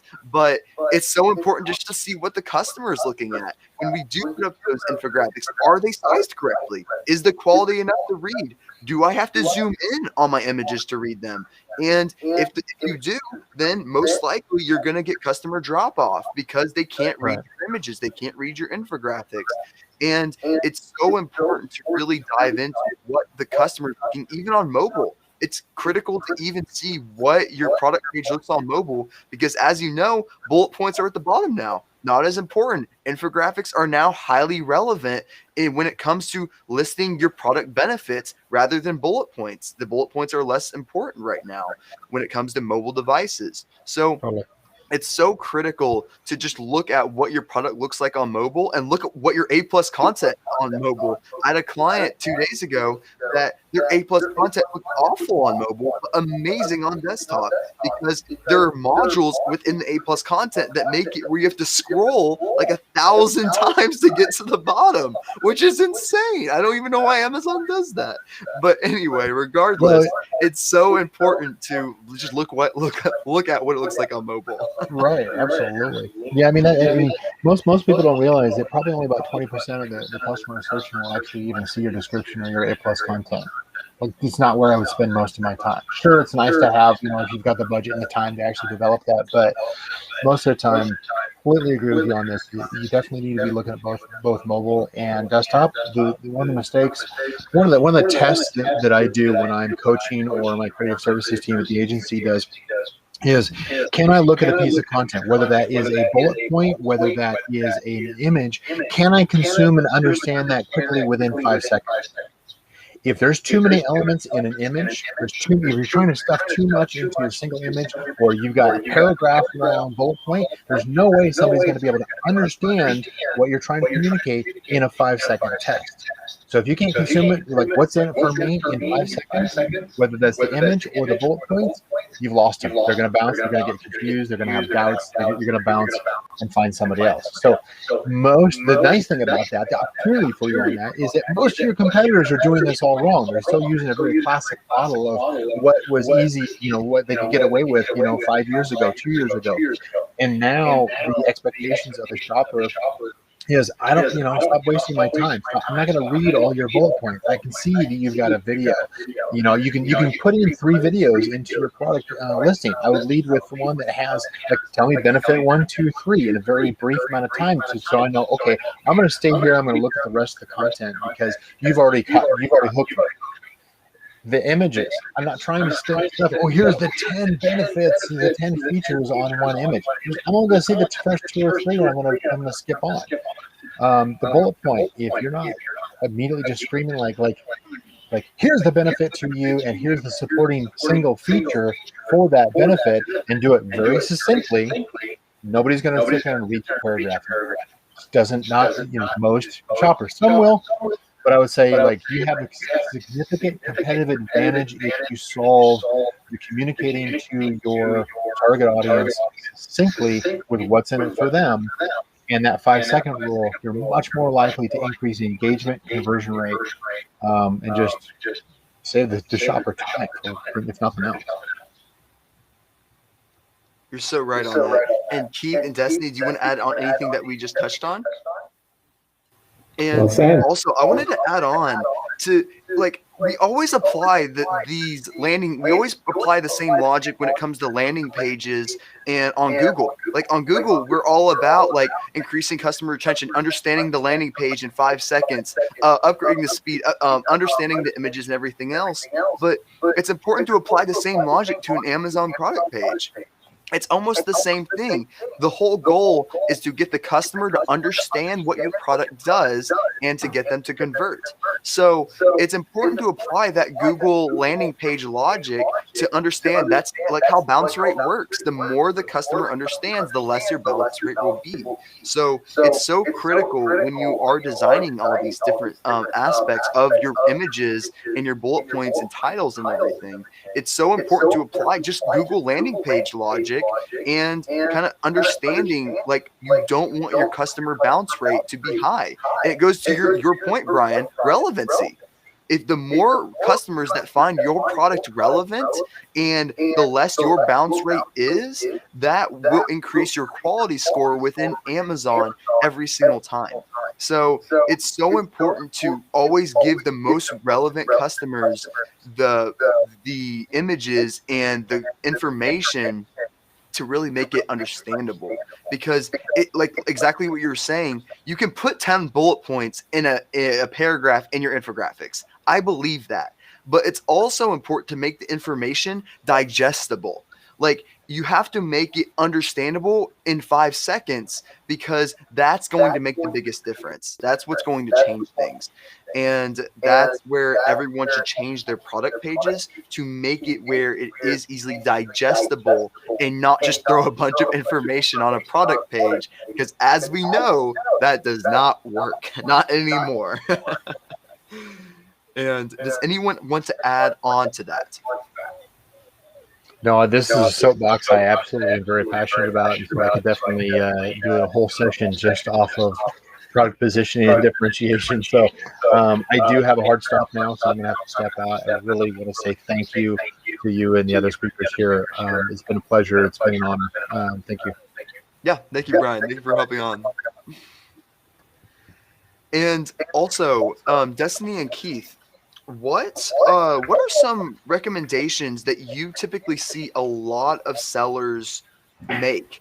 What are some recommendations that you see that a lot of mistakes that Amazon sellers make that they should be fixing when it comes to their either Amazon or the Amazon advertising? Are they spending too much on a particular category?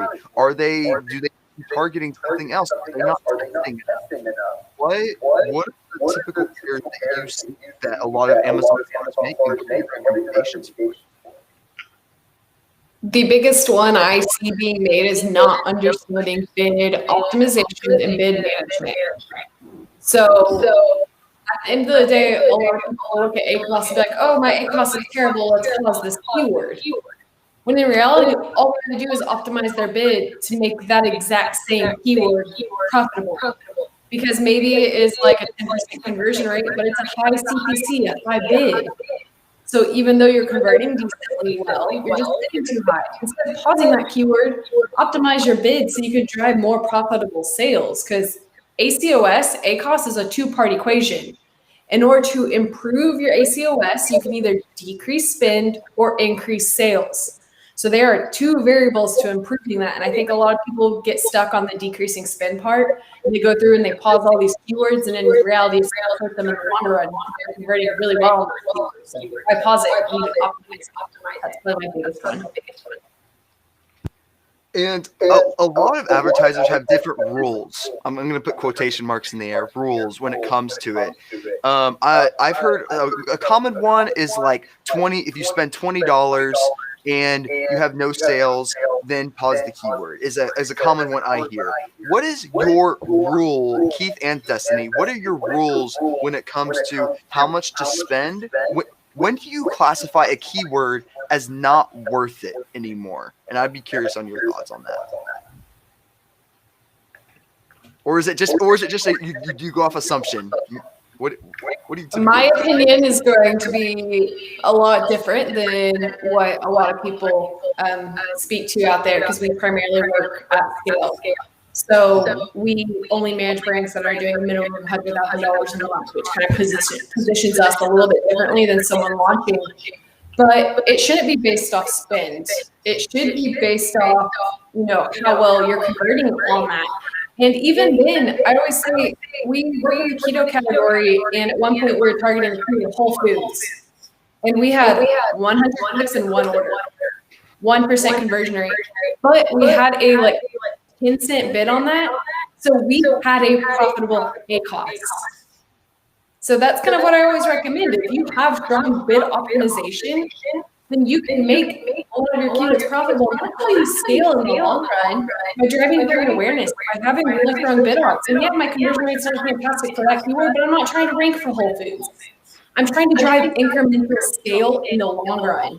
So I mentioned, I pulled 600 search terms the other day that we converted on.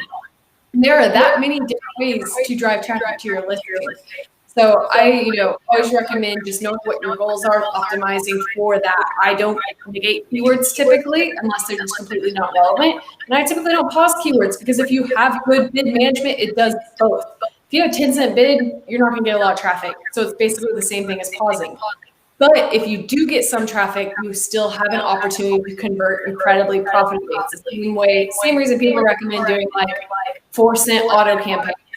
You're not going to get a lot of traffic. It's going to be incredibly profitable, really cheap. It's the same methodology. Now, I'm curious on this real quick. Would you consider these 10-cent bids as low relevancy, and would that hurt your conversion rate on that? Is targeting less relevant search terms, is it worth pausing, and will it drop your conversion rate and hurt your overall score of all the rest of your campaigns? No, we actually just tested this elderberry syrup.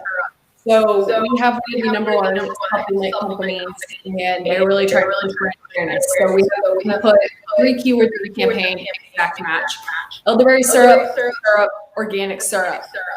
$39 bid for every single one.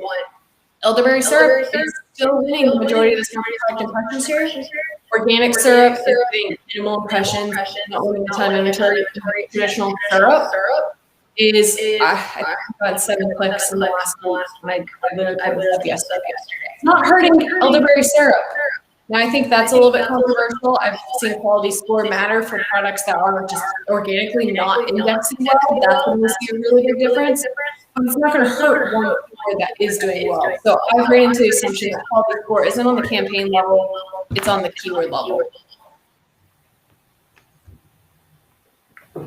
Yeah, and I think that's really valuable. Like, I think that's really valuable that we know that relevancy is on that keyword level, and that maybe testing certain search terms, certain keywords won't necessarily hurt the overall product page level and the overall campaign level performance. And I think that's incredibly valuable, so that way you can go after some, I guess, debatable keyword terms that are worth testing, and they won't necessarily hurt your overall campaign metrics, or they won't hurt your overall product conversion rate metrics, which will drop your organic. So I think that's very valuable when it comes to knowing that it won't hurt your overall conversion rate. I actually hear that a lot on the organic side of things. That's typically the biggest opinion against doing it on the advertising aspect is that if you continue to bid on low converting keywords, it's going to hurt your organic rate. But if you're only bidding on it at 10 cents, you are not going to get enough traffic to hurt your organic rank. And if you're converting that bad, why the hell do you want to rank organically for it anyways? It's such a it doesn't really actually apply in this scenario. Now, if you're bidding $20 and trying to be incredibly aggressive and not converting well against, you have seen that hurt your organic rank. But that's why we use it. If you have a 17-cent bid and you're only getting a few clicks, it's not going to hurt anything. You're not getting enough traffic. Anything, you're just driving profitable traffic in the long run. So are you saying that the keyword, the sponsored, like let's say you are, let's say for some reason you just spend hundreds of dollars a day on this one keyword to absolutely drop your conversion rate on the overall product page. Let's just say syrup. I'm just going to say syrup. Let's say I spend $100 a day on syrup and I rank and I just my conversion rate drops crazy. And will my organic drop for that keyword on the conversion rate on sponsored, and will it drop on organic? Clubhouse. Oh, you're muted. You're muted on on Clubhouse. You are not in Clubhouse. You just got dropped.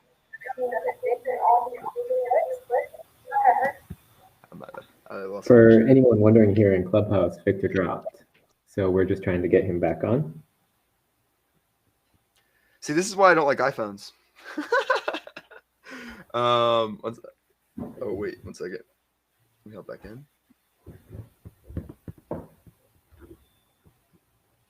Can you hear me through the computer? Okay, perfect. Okay, I'm back. Perfect. Okay. So, how much did you catch of that? Sorry, I lost connection, guys. Nothing. We did not catch a lot. Okay, perfect. I mean, this is interesting then. Okay, perfect. So when it comes to, let's say we're ranking for the keyword syrup, and I spend $100 a day against the keyword syrup. Will my sponsored and organic, obviously my sponsored would drop when it comes to conversion rate, but when it comes to the organic rank of syrup, will that drop as well? I'm curious. Will that drop as well? We have seen direct correlation between your conversion rates on ads and your conversion rates on the listings, because you need to realize the more traffic you're driving through your listing, even if it's ad traffic, it's still going to affect the conversion rate of your listing inherently. So if you're converting terribly and you continue to drive more traffic, it is going to affect. Now, where it gets tricky is we've seen that, actual conversion rate be completely dependent on category, on product, keywords, things like that. It's not a one-size-fits-all solution.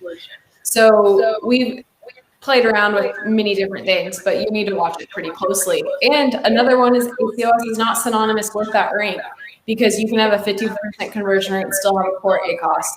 So we always kind of recommend figuring out how you're converting and how it's affecting your rank. If you're converting really, really terribly for your top keywords, yes, your organic rank's probably going to drop because you're driving more traffic that's not converting. But the real question is, why are you converting so terribly for your top keywords? Not necessarily point the problem at your ads. And that's a great point, actually. So I actually did a case study on this when it comes to basically we were doing a ranking campaign to get them to #1, and essentially we said to make sure just click anything on the listing, and basically we were driving all this keyword traffic, but they were clicking the sponsored ads, and we weren't seeing our ranking increase. We were only increasing 3 ranks a day or something like that. And usually the results are way bigger than that. But then I said, okay, instead of clicking the sponsored, you have to click the organic now, and then purchase the product through the organic campaign. And then we shot up almost 30 ranks per day. So that's fascinating, because that when it comes to having keyword level conversion rate on sponsored, organic barely rose. But when you started ranking really well organically when it comes to the conversion rate, then sponsored got extremely cheap. So it's very weird when it comes to that one-sided level of organic. Always makes that it looks at the organic level conversion rate and not necessarily the sponsored level conversion rate. And I found that really fascinating, how organic really had a huge influence on the sponsored campaigns, but the sponsored had very little on the organic side. And I thought that was really fascinating. What are your thoughts on that? Do you have anything else to add on to that? Okay. I don't have too much. Keith, do you have anything?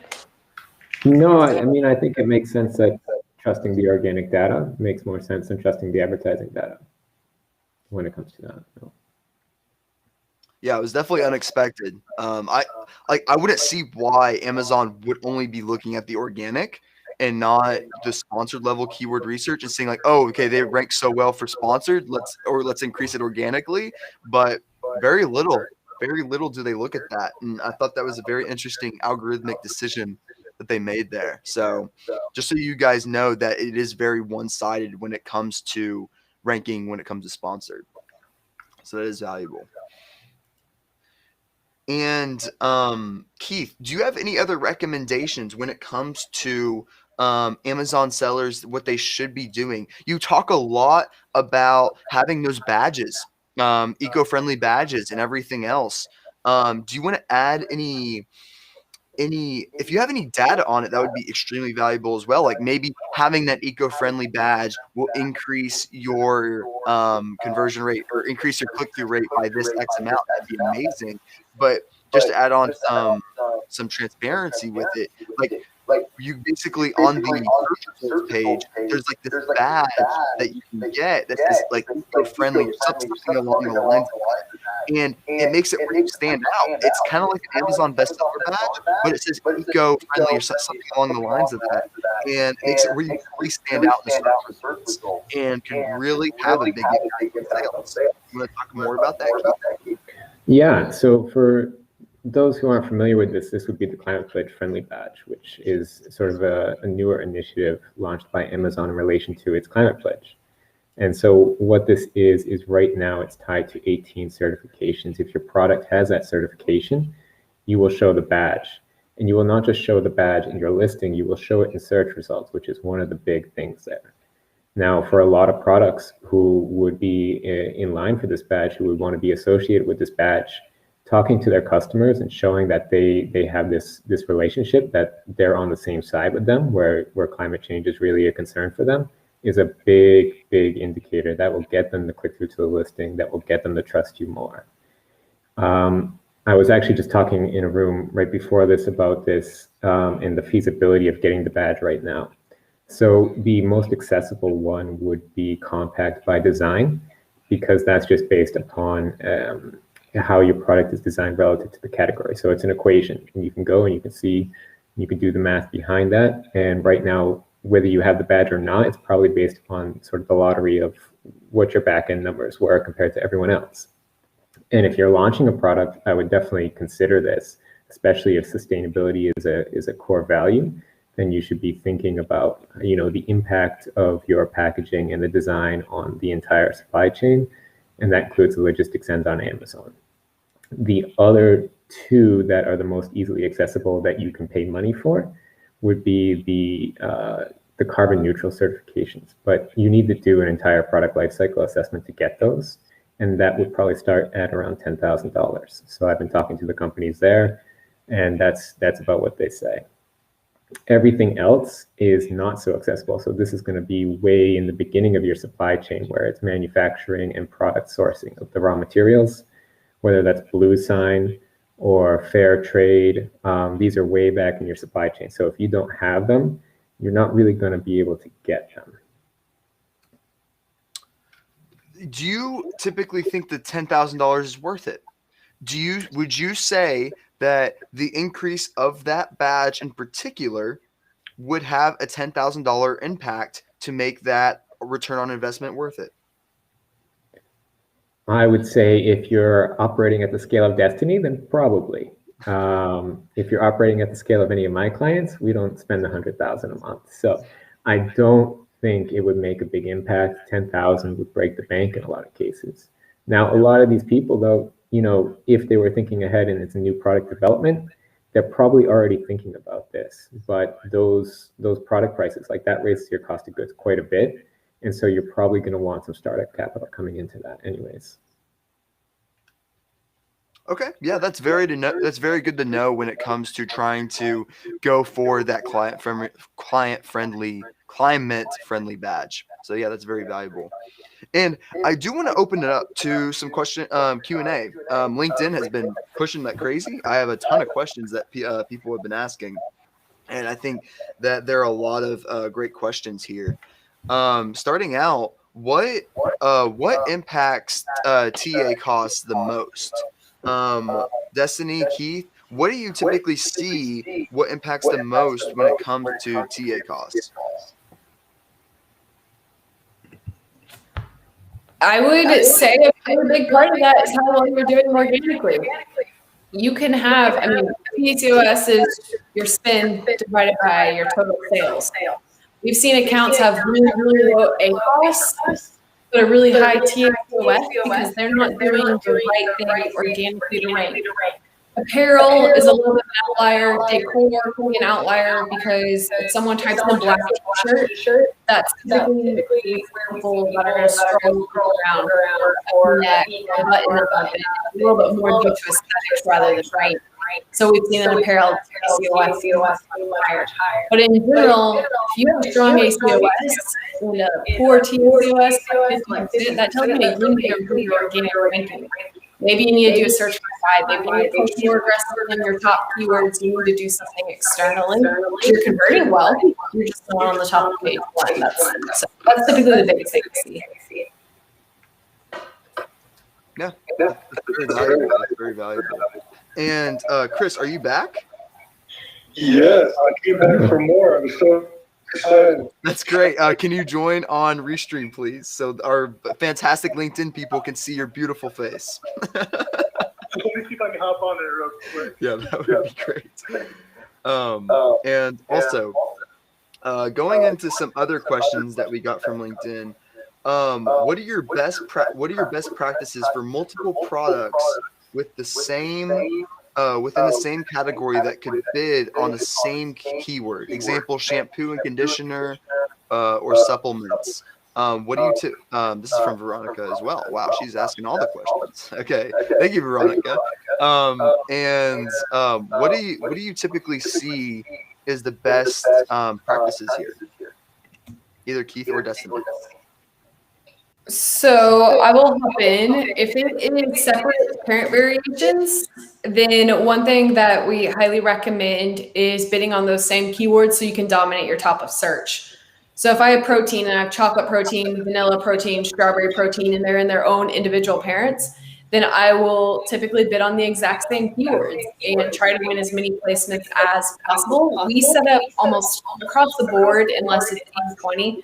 We typically set up single ASIN campaigns because we see that certain products will convert completely different. Now, if we have multiple products within a parent-child that are just the same product but different pack sizes, different variations, then you may what one has the highest click rate. Maybe your lowest price point has the highest click rate. So you want to advertise that more aggressively, and then once they get into your listing, they'll see some of your other price point products, things like that. So we kind of play around with what we're doing with child variations to see what has the highest click rate, so you can get that traffic to your listing and then go from there. But that's kind of my top recommendations, I think. And Keith, Kris, do you want to add anything on to what Destaney just said when it comes to the question? I think it depends a lot on your budget again and what you're thinking of allocating to any individual product. And that's also going to tie into your strategy. Is there one listing that you should probably prioritize over the other that can do exactly what Destaney said, which is bring them into all the other listings that you have? If you're on a small budget, it's unlikely that you really need to worry about this too much because you're bidding against like the entire marketplace. And so one ad is going to run out of budget, the other will run. Yeah, to add to that, just Go ahead, you're Kris. gonna have, it depends on the budget. I mean, you can focus on your best performer, and that's going to kind of keep you within your budget. But if you have money to scale, you can take up all the real estate. If you got multiple products that have different keywords or the same keywords, you can just take all that real estate up if you want to. So I guess it really depends on how much money you have to spend or capital you have to spend on those keywords. Yeah, that's really great. And also, this other question came in. From Sam? I know Sam. Anyone able to speak to metrics comparing slideshow type videos versus full motion videos? And I've done both. I can speak on this. I create videos for sponsored brand videos, and I will say that I've seen full motion work better. So if the client has any video, literally, it could be a video literally of someone with an iPhone going around the product, and then you could put product benefits within it. I would prefer that. But if the client doesn't have that, then I would go to images next, and I can do an image. I can get the images from their listing, and I can literally just do a slight zoom so it looks like motion is happening, so to make it a little bit more engaging. And then on top of that, like maybe put some lifestyle images, and then have it change and transition from there, and make it a little bit more engaging, and then put on the product benefits.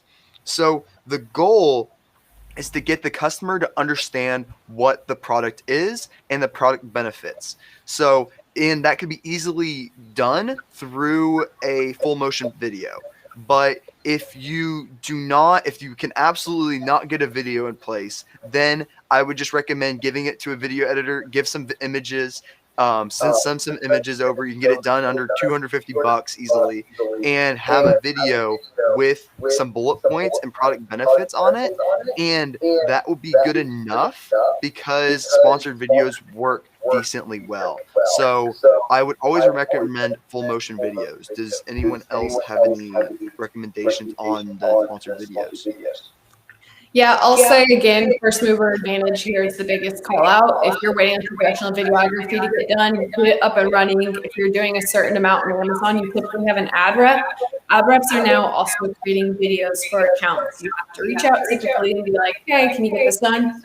It's nothing fantastic, but I managed, I did a comparison on professional videography, like shopper marketing, legal, actual videography compared to the Amazon click-through rate, and it was within 1% of each other. So, and another theory that I think Joe and I actually talked about in the last Clubhouse was that more authentic and more Amazon native looking videos are doing better, because everyone is so saturated with commercials and professional videography from TV and OTT and things like that, that customers are scrolling through Amazon. They want to see something native to Amazon. It looks less like a commercial. So that's why we kind of been running up the assumption that some of those slideshow videos are doing well because they have a white background, they're really native to Amazon, they look like a listing, it goes directly to, the PPP. Yeah, and I want to add on to that real fast that it also, like exactly what you're saying, it's all about making your brand more relatable to the customer. So the more relatable video you can make to the customer and the more it stands out than your other competitors, like honestly, like if you could have a super low quality video, but it would be more relatable to the end customer, I would almost recommend doing the lower quality video, because if you get that professionally done video, it's going to be less relatable to the end consumer, making it where the click-through rate could end up being lower. Like, for example, for one product, we actually, it was a food product. We dropped the food on top of the camera. And what it did was it like looks like the food is going through the phone. Like if you look on Amazon, it like pops out. You think that the food's gonna like fall on top of you, and it ended up working amazingly well on Facebook and on Amazon sponsored video ads. And that was done on iPhone. So you don't need anything extremely fancy. You just need something that is relatable and that will stand out for your competition when it comes to sponsored brand videos. You're so right. And Kris, I know you wanted to say something on top of that too.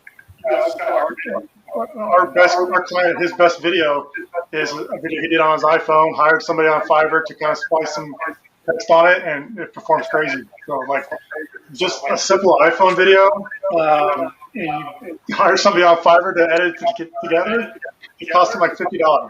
So don't be scared to get out there. Just push something up there, get something going, because people talked about it for clicks or sort of pick up a little bit more, and more people are doing them. But now's the time to get that video out. Just to double down on all this, if you have existing video assets, just put it in Canva, cut it down, and stick it out. Like, as everyone said, the market here isn't as competitive yet. And I've talked to other people who have done exactly that, and they're having success. So take advantage of it while you can. Yeah, you're so right. It doesn't take like a lot of clients say like, oh, I don't have the budget for a video because they think it's gonna take thousands of dollars. It doesn't take thousands of dollars. It's very, very easy to do, and you can do it for a low cost. And it just doesn't take much. It doesn't take as much as you may think. So just always keep that in mind when doing these sponsored brand videos. A good alternative there for the Canva. Glorifyapp.com. I don't know if anybody's ever heard of that tool. Glorify app is designed specifically for e-commerce. They got templates you can do. You can copy. You can remove backgrounds. I prefer it over Canva, so check it out. I'm not affiliated at all. It's not my tool. I wish it was, but it's not my tool. It's a good tool for doing any type of like video or editing on photos. Yeah, that's great. That's a great insight. Thank you for that, Kris. And I have another question from Matthew Snyder. Does aging page rank for lower volume keywords first help later on when trying to rank for higher volume keywords? And it kind of goes down to that conversion rate on the campaign level and keyword level. Who would like to take this on? The question on. It's like what it sounds like to me is like basically going after some lower volume keywords and trying to first get that Amazon advertising data down, especially if Amazon is not ranking you and spending money on those higher volume keywords. You just simply might not have the Amazon data yet to prove yourself and prove your conversion rate throughout that campaign. So I would recommend that I would say it does. I would say that Amazon, the more data you provide to Amazon throughout the entire campaign lifecycle is going to be relevant. And that when it comes to targeting lower volume keywords, having that data in place to get more data coming in will help when trying to rank for higher volume keywords. Yeah, it definitely helps. We're seeing it when you do search find by. If you pick a longer tail keyword that has the main phrase you're going after in that keyword, it'll help get you ranking on that one as well, as long as the other one you're going after. So, if you got if there's a keyword that has a lot of search volume and there's another variation of search volume, it may not cost you as much to go after that lower one, but you're still going to get ranked on both of them. Just going to take a little bit longer on that one with the higher search volume, but they do work together. Yeah, so I think this is like, when you're just creating that association in the beginning, if you don't have the budget to go after that exact match term, and then you're looking at broad match. And so you need to start creating associations and thinking about what your plan with your budget was over the long term and slowly work your way up there. Yeah, that's a great insight. Thank you. And then another question came in. It says, one of my clients has a low ticket product under $10. Do you guys recommend running PPC on this account? Would you consider running any advertising on low cost items under the $10 mark? What do you guys think? I would say yes. Of course, it depends on the product, but we work with a lot of grocery items. And so a lot of those end up falling under $10. In the markets that we do this, and what this usually ends up being is that depending on the product, the CPCs will also be lower. So you can make the math work. If you're also in any CPG, then you're thinking customer lifetime value, you should probably be advertising to gain market share there. Yeah, I'll hop in here. It also depends on what category you're in, how well you're converting, how expensive it takes to bid. We've definitely advertised on a lot of low ticket items, and if you have a low enough bid, you're not getting a ton of traffic, but you can still get profitable traffic. So you're not going to be able to go and bid $3 on your top keyword more than likely, because you would need to have a 30% conversion rate in order to more than likely break even. But if you have a lower bid and you kind of go wider, maybe look at your long terms or your targeting, things like that, you can see how this to be profitable. But look at your category first. Always see what your suggested bids are before diving into your category. Yeah, it's just about seeing if you can make the numbers work. If you can't, then you can't. And I also recommend look at the long-term aspect behind it on customer lifetime value. And maybe this $10 product is the precursor of them trying out your brand. So you may have negative margin on your first product. You may take a hit. Let's say you take a $2 hit on each product they buy, but once they buy the larger pack of whatever size that you're offering, then that can really start getting customer acquisition and that way you start gathering a lot more customers a lot more quickly than your competition. So that way you get more people trying out your larger pack size where you have those great margins in place. So I would always recommend having that trial pack, that sample pack almost, just to get customers to try your product. You may take a negative margin on it, but you're also going to get more people trying out your product, and you're going to get more people also buying and getting subscribe and save product where you never have to advertise again for those customers, which is fantastic. So I recommend always pushing toward more customers purchasing your product and getting the most amount of people trying your product, so that way they can either subscribe or try that higher level product. So that way you can really double down on that customer lifetime value, and that way you have the most customers coming in from Amazon as possible. And also, we're getting some people coming and asking questions through Clubhouse. So if you do have any questions on Clubhouse, feel free to raise your hand. I'm going to bring in Ezra, invite him to speak. And Ezra, can you hear us? Yeah, I can hear you guys. Can you hear me?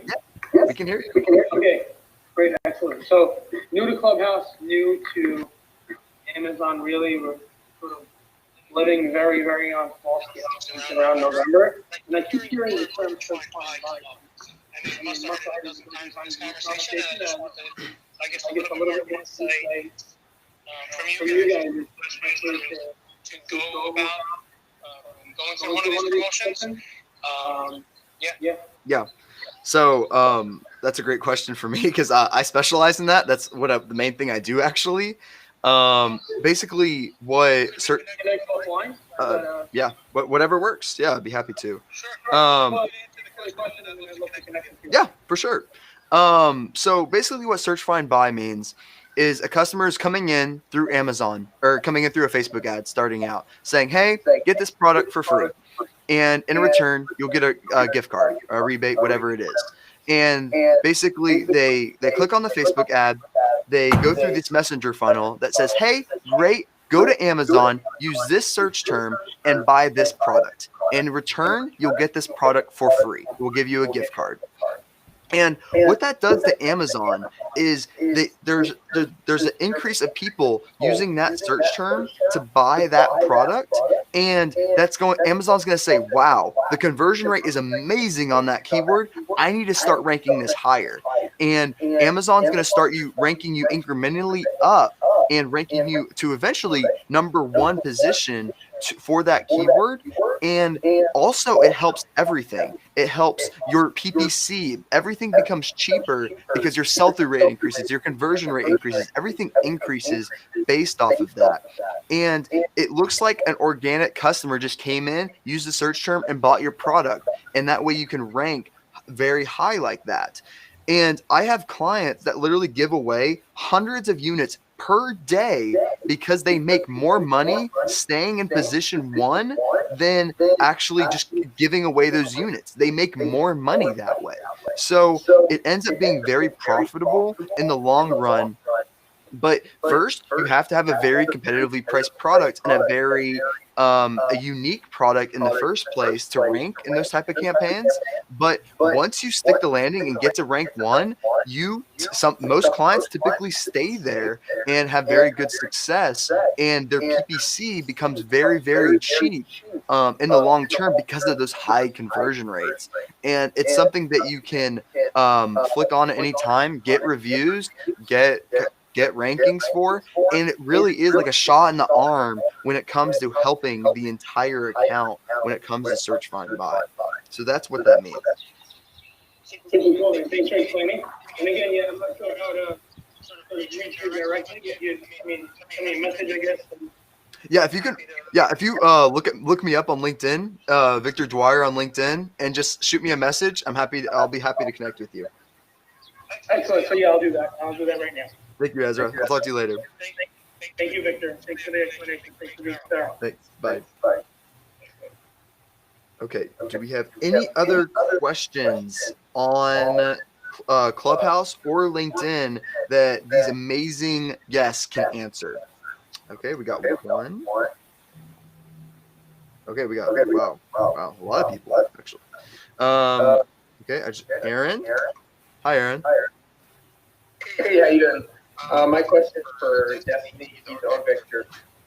With sponsored brand ads for video, I've heard some people have in beta the ability to send the ad to your store, not just the product detail page. Are any of your clients, do any of your clients have that? And have you tested which is more successful for sponsored brand video ads, sending the traffic to the product detail page versus sending them to a store?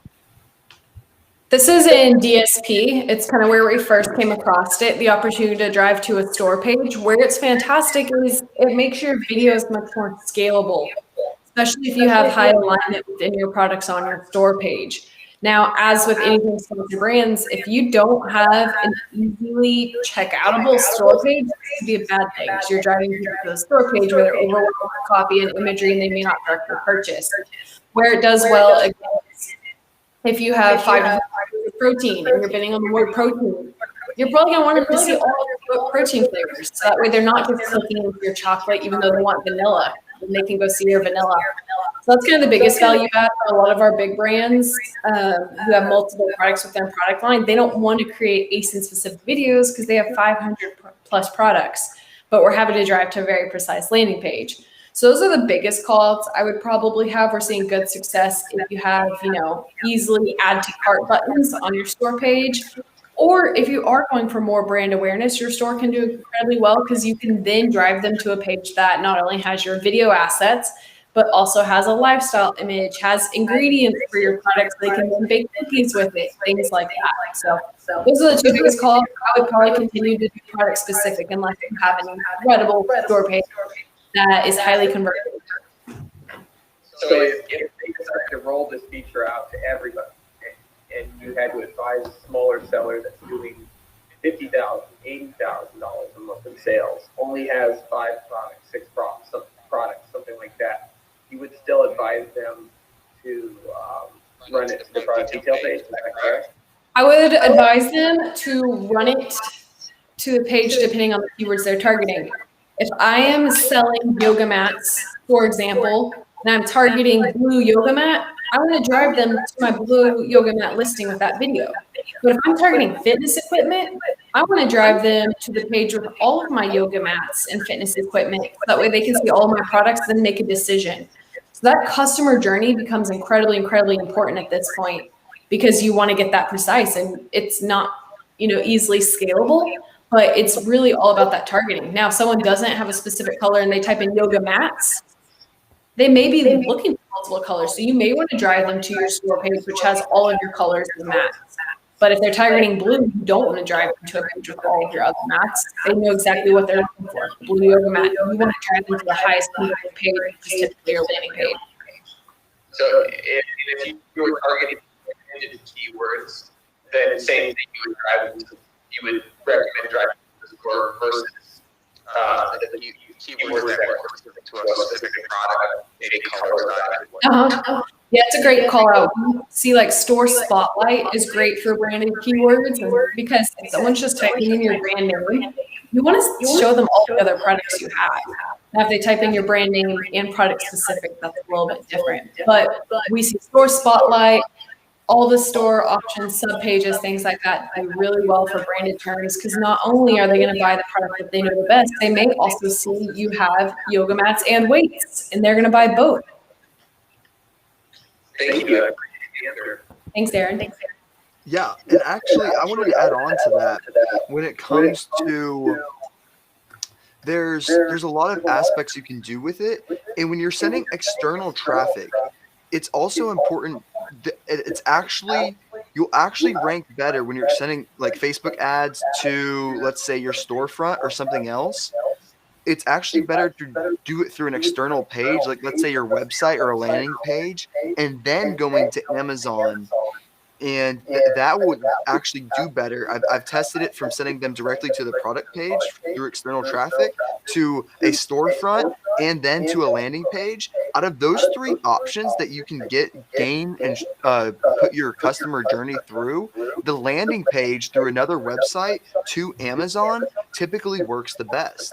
So just so you know that when it comes to sending external traffic, rather than a storefront, actually having an external landing page will actually perform better for you. Just so you know about that as well. Yeah, getting back to the last gentleman was talking about search by buy. Now they have a software called a lead seller that you can create funnel with an external landing page to drive that traffic. So that's one solution that's kind of easy. Yeah, that's great. Thank you. Thank you for asking that, Aaron. Thanks for your answer. Appreciate it. And now moving on to the next question. Just invited Destaney to speak. Hello. How are you? Doing good. What is your question? 2 questions, one from Victor and one from Dustin. The first question is Victor, that you're a big fan of SFB. How much business do you decide for SFB? Do you keep on doing SFB till you get ranked on the first page, or do you particularly analyze and reduce the number for SFB users? So I do it heavily based on whatever the client is expecting. So if I first ask the question, if we were ranked number 1 on this particular page, and I first ask how much inventory do they have? If they have 1,000 units of inventory, we have inventory to work with. Because the one thing I hate is ranking a client number 1, and then they go out of inventory and they lost literally all their rankings from me getting them to number 1. That is a horrible, horrible thing to happen. So first of all, I ask how much inventory they have. Second, I ask what their ambitions are. Are they willing to give away 300 units? And then they'll see that huge increase in them. What is your expectation? These are the 3 keywords that you can rank for. This one requires 500 unit giveaway. This one requires 200 unit giveaway. This one requires 50 unit giveaway. And this is your expected return. If you rank for this top keyword, you will most likely get $100,000 increase in sales each month. Then most people say, okay, that makes sense to go after. And so it depends on the client. It depends on what their expectations are. If they want to see a big boost, then you're going to have to require a bigger investment when it comes to giving the amount of products away. So I would say on most categories that you're going after, if you want to go after the main search term, like the big kahuna search term, that's what I call it, then you're going to require about 300 to 500 units. But usually, sometimes clients want to start out small. They want to go after the long tail keywords, which is about less than 100, maybe, about 100-ish. So it depends on the client and what your expectations are. But that's what I would say to that. How many units to give away? Thank you so much for the doctor. Now, yeah, go ahead. Yeah, I would like to ask your team that either do you rely on reviews for starting PPC for the new products, or do you just start from day one? I found it depends on what kind of external things that you are doing. If you're doing a search find buy, for example, we don't recommend running ads because you're going to pay price for that person to click on them.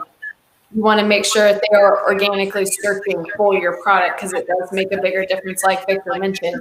In general, we don't mind running without reviews. We just know that we're probably going to not convert as well without reviews or with limited reviews. So as long as you have that understanding that, hey, my conversion rate may not be fantastic, we're still going to influence rank because we're going to be driving more traffic to our listing. So that's kind of our focus.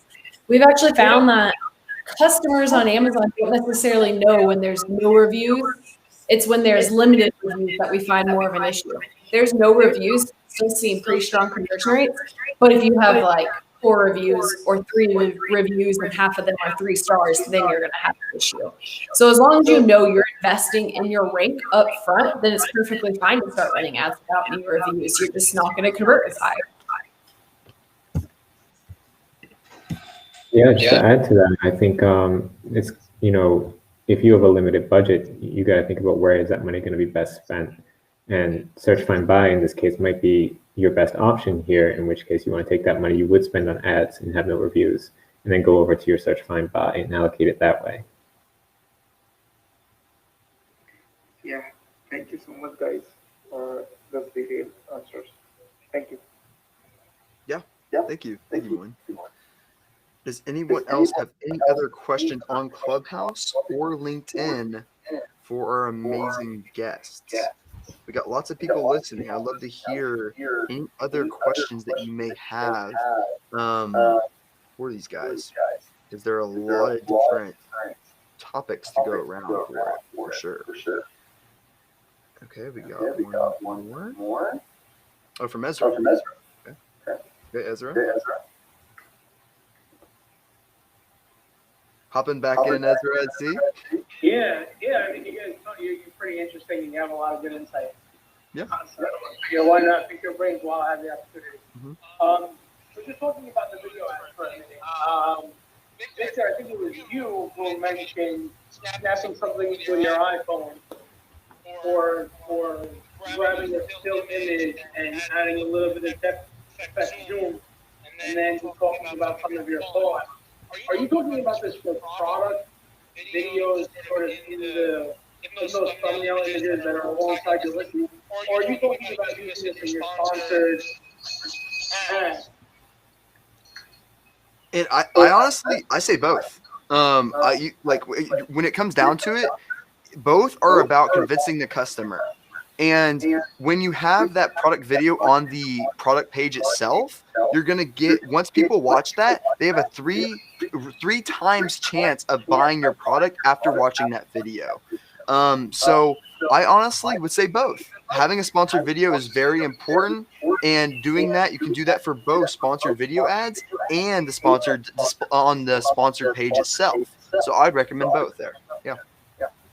Cool. And then just following up on that, so there happens to be some of my listeners that do have video on, and the ones that don't have video are sort of performing a little bit better. Some aren't, some aren't. Just as like the outside looking in.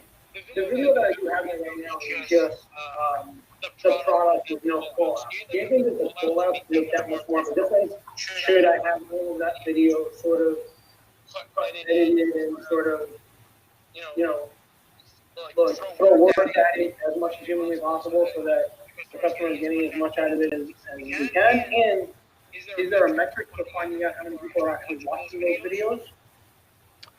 Yeah, to add on to that, yes. Call out. You have to remember, almost on Amazon especially, by default, the sound is off on the sponsored video ads.